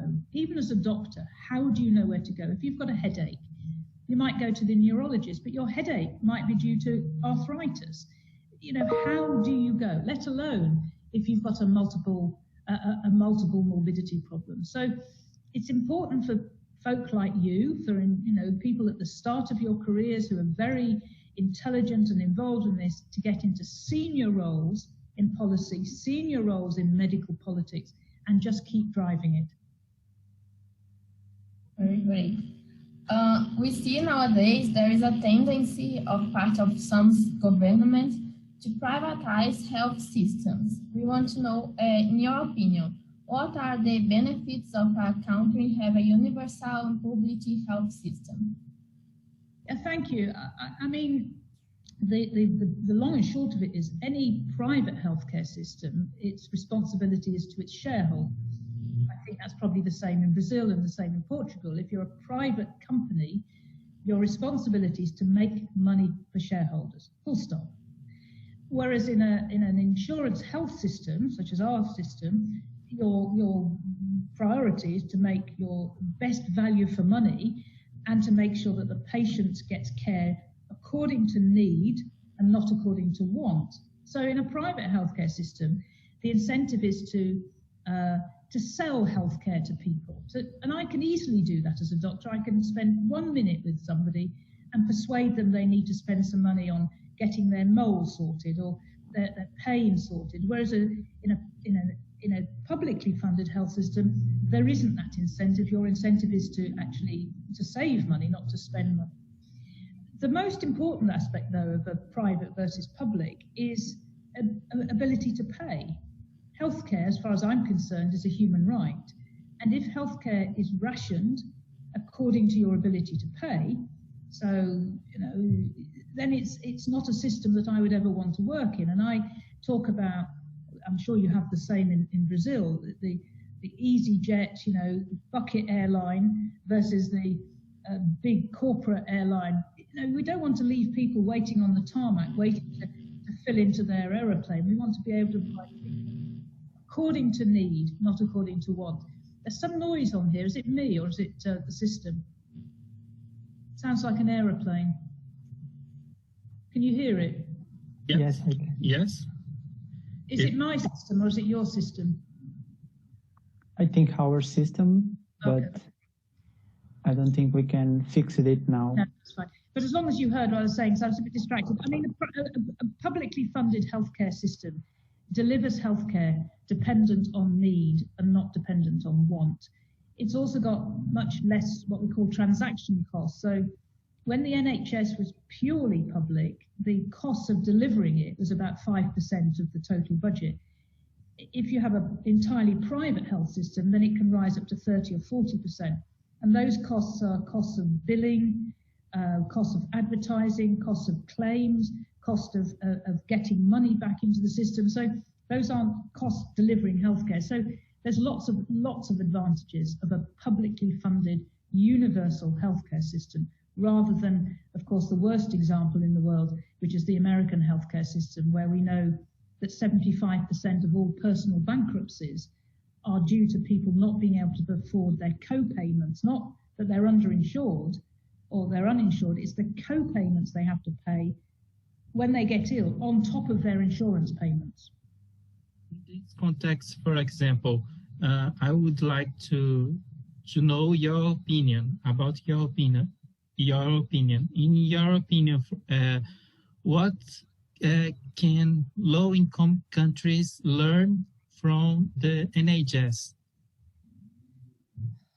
Listen, I think low-income countries can learn to put well-trained, and I say well-trained, primary healthcare practitioners at the front door of the NHS. Now, those can either be primary care nurses, primary care doctors, primary care pharmacists, but put a well-trained primary care practitioner at the front door. The second is to invest in prevention, to invest in your communities, to invest in housing and education. And actually, there are lots of other things you can do as a low-income group, which is to restrict the what is available, say through pharmacy, through prescribing, and also you might want to start to restrict what's available in terms of hospital costs. But on the whole, if you invest in primary care, get good, well-trained gatekeepers, then the rest of the system will sort itself out. There used to be a saying I was taught when I was a child, which is look after the pennies and the pounds will take care of themselves. So if you look after the amount of people that are needing expensive hospital care and prevent them getting that, either by improving their healthcare through prevention or by providing good out of hospital care, then you will save the millions and millions at the other end. Dr. Gerarda, could you give some advice for young doctors who want to be a GP? Oh, it's the best job in the world. Can I tell you something? My father was a GP.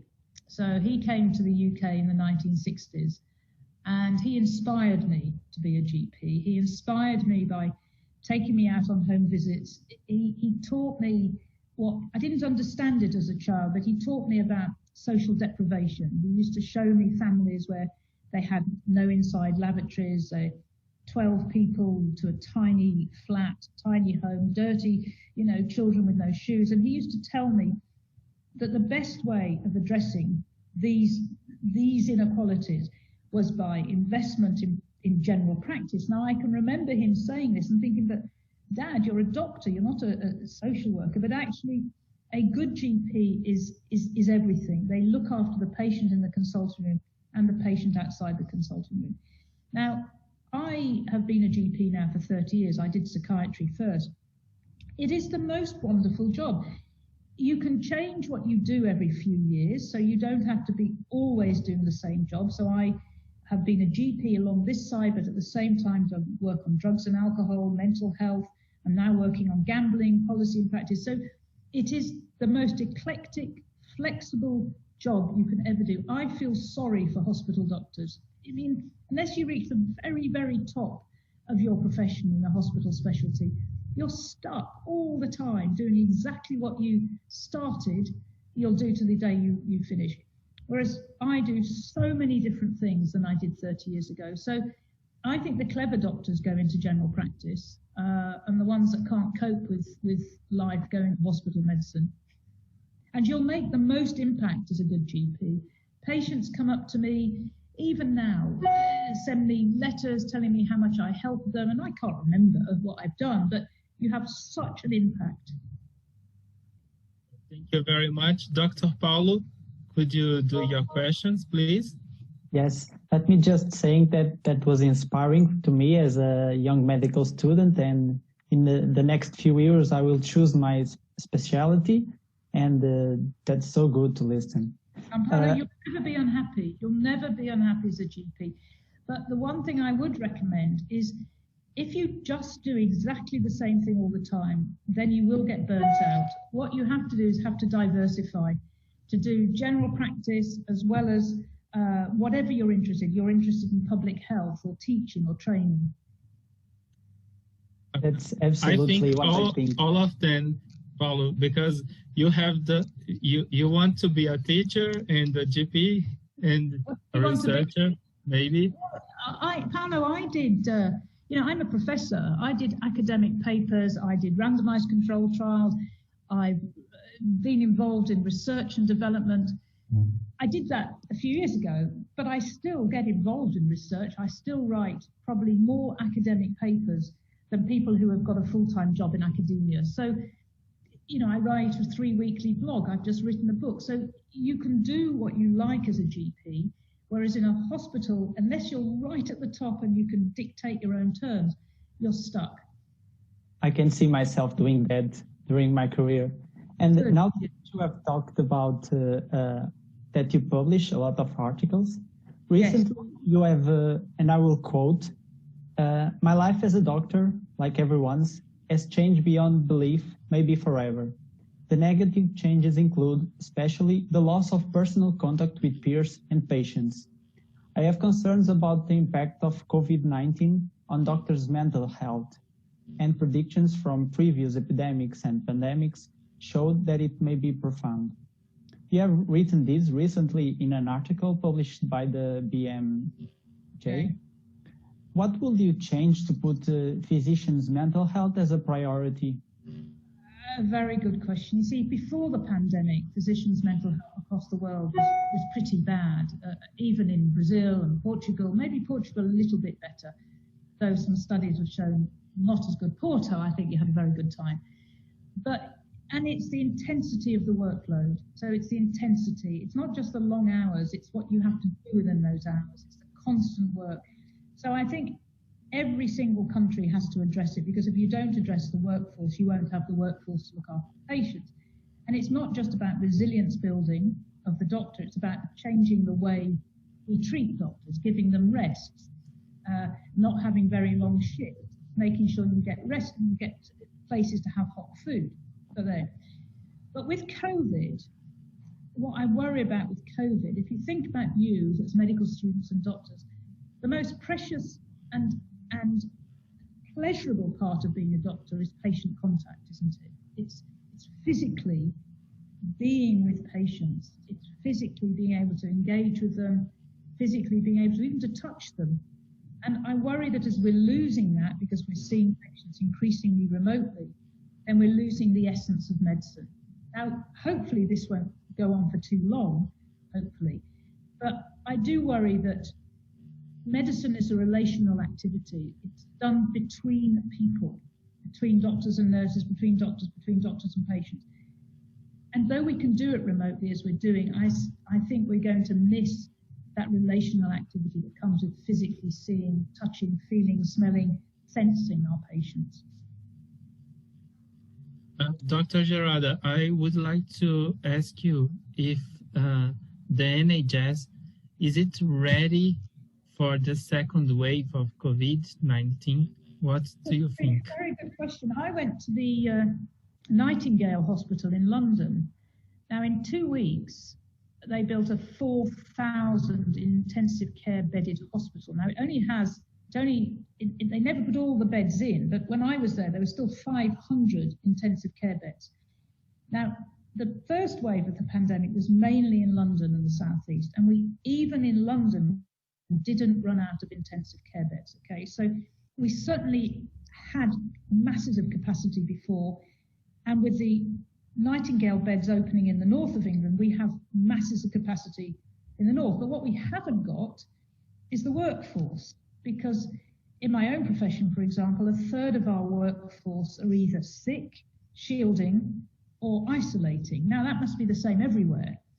And the same with nurses, the same. So we might have the beds and we might have the equipment, but what we're lacking now is the workforce. Now, in the first wave,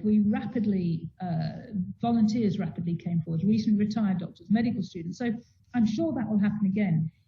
So your answer to your question is yes, we are prepared. My worry is, as with everybody's worry, is that what we're not doing is seeing the routine care, the routine cancer patients, the routine scheduled surgery, because if we're filling the hospitals with COVID patients, then there's no space for everybody else. And that's the worry. It's not whether we can cope with the pandemic. But saying that, we still, for every 16 patients, for every 1 patient with COVID last time, there were still 16 patients with non-COVID. So, you know, we still had lots of patients in. So I think we will cope. I think that the hardest thing, though, for every health system in the world, not just the NHS, is the exhaustion of the staff. Everybody's exhausted. We've worked so hard. Very few people have had a break over the summer. And we're entering now dark winter with flu. Not in the best position, but, you know, we'll cope. We have to cope. What else are we going to do? We can't let patients die. So, yes, we'll cope. Yeah. Now that you talk about the exhaustion, and let me continue on this topic that you have worked a lot during your career, do you think that health professionals have a special stigma on getting some mental help, getting to the doctor, to other peer and talk about his mental health? Yes, of course, and I write about this. I've spent the last 12 years looking after doctors with mental illness, and doctors are notoriously bad at seeking help. There's personal stigma, you know, I'm invincible, I'm never sick. There's professional stigma, you don't treat colleagues as well if you think they're sick, especially mentally unwell. And then there's institutional stigma. The system doesn't want an expensive doctor going off on sick leave. Patients don't like it if you're sick. I mean, they don't like it if you're chronically unwell. So all of that means that doctors are very reluctant to seek help. They'd rather suffer in silence, not rather because they don't want to suffer, but they will suffer in silence rather than seek help. I'm hoping the next generation of doctors, though, are better than my generation. So I talk about when I got run over on my way to evening surgery. So I just finished my morning surgery and I got run over on my way to evening surgery. Now, any sensible person would have gone to casualty, wouldn't they? They ran over my foot. But what did I do? I took my bike back to where I did my morning surgery. I wheeled it back. I then got a taxi to my evening surgery, did my evening surgery in a lot of pain with blood. Why? You know, why? Where was the stigma and the shame of actually saying, I can't carry on, I've got a broken foot? So hopefully the next generation of doctors will not do what I've done, but actually will accept some vulnerability, can accept that maybe sometimes they need help, not just for physical problems, but for mental health problems as well. Yeah, we should pay attention to that problem. I mean, especially I think during the pandemic, during COVID-19, as you said, the health professionals, not only the doctors, the physicians, but also the nurses, in some countries, because they don't have they reached a plateau on the number of cases, they don't have time to take a break and to prepare to the next wave. And that could be really dangerous, don't you think? It's our case in Brazil. Say it again. It's our case in Brazil. We are still in the plateau and the second wave is coming and we are exhausted. You are exhausted in Brazil. I've been watching the cases in Brazil. I mean, sadly, you've not even had, we at least had a diminution in the summer when we could go out and, there wasn't COVID, but you've had it plateauing. And as you know, you're going up again. And you are exhausted, but believe it or not, you're human and you have human needs. You get tired. And when you're tired, it's not so much you make mistakes, because mistakes happen further down track, but it's your own health that suffers, because the last thing that will go, the last thing is your patient care. You'll go on automatic pilot, but not you, but one's colleagues will become mentally unwell. Some of them sadly might even kill themselves. So I think it is very, very, very important that you get some rest. Now, it's a cliche, but somebody said this isn't a marathon, it's several marathons. And unless you're a top-class athlete, nobody can run back-to-back marathons without a break. So I think we have to learn. The next stage for all of us is having to learn to pass the baton. Rest. I had 5 days off, 6 days since March, so 6 continuous days. But other than that, I've not had any time off other than the occasional day here and there. I can't do it. I need as much rest as others, if not more, because I'm getting older. So my advice is we've got to work in teams, in pairs, in triplets, and just pass the baton and not think we're invincible. Dr. Geralda, I would like to ask you to let a message for young doctors, to let a message to young doctors all around the world because you have a brilliant career and you are a source of inspiration.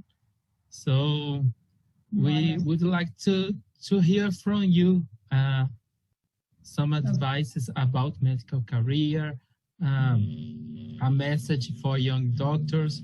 We are starting our careers and would like to hear from you about medicine, about medical career, some advice that you can give to us. All right. One of the happiest moments in my life,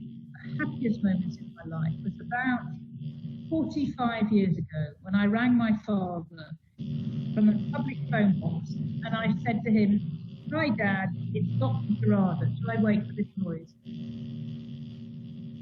I think you've got drilling, haven't you? It's gone. So when I rang my father and said, hello, Dad, it's Dr. Gerarda here, and I was a 22-year-old, 23-year-old. It was one of the happiest moments of my life. Even now, you know, I've been married and 2 children in between and lots of accomplishments. Being a doctor is the most extraordinary job you can ever do. You are allowed to, patients talk to you and tell you things that they never tell anybody else, even their closest and dearest friends and relatives. They disclose to you, they talk to you, they share with you. And you, as a doctor, get into what we call the swampy lowlands. We get down there with them in places that haven't got a technical solution, haven't got a diagnosis. We get in there with their pain. It's an extraordinary job over a career, over a lifetime. It's hard work. There are times when you want to leave it and walk away and think, what on earth did I do this? But each day now, and I can honestly say this, each day now, I enjoy as much as I did yesterday and the day before. It's a well-paid, reasonably well-paid, it's exciting, it's never the same. And I am sort of envious of you starting your career because you have such enormous challenges to build on, such as genomics and personalized medicine and digital, and how exciting to be at the start of your career when you've got all of those opening up. So congratulations on being a doctor, congratulations on being a medical student, and just, it is wonderful over the course of your career. If things get bad along the way, seek help. It's inevitable. You can't work so close to suffering without sometimes it sticking to you. But it's fabulous. Good luck. And thank you very, very much. Thank you so much. This is the first edition of our Congress. Next year, we are going to do another one, and we would like to invite you anticipated to be part of our discussion. We learned a lot from your articles, from your studies, and for us Brazilians, you are a source of inspiration, like I said, for the Portuguese students, the same. So we are very happy. We would like to thank you so much to give some time to discuss with us. Thank you very much, and good luck, all of you. Take care. Bye. Thank you so much, Dr. Gerarda. Bye. It was amazing. Okay.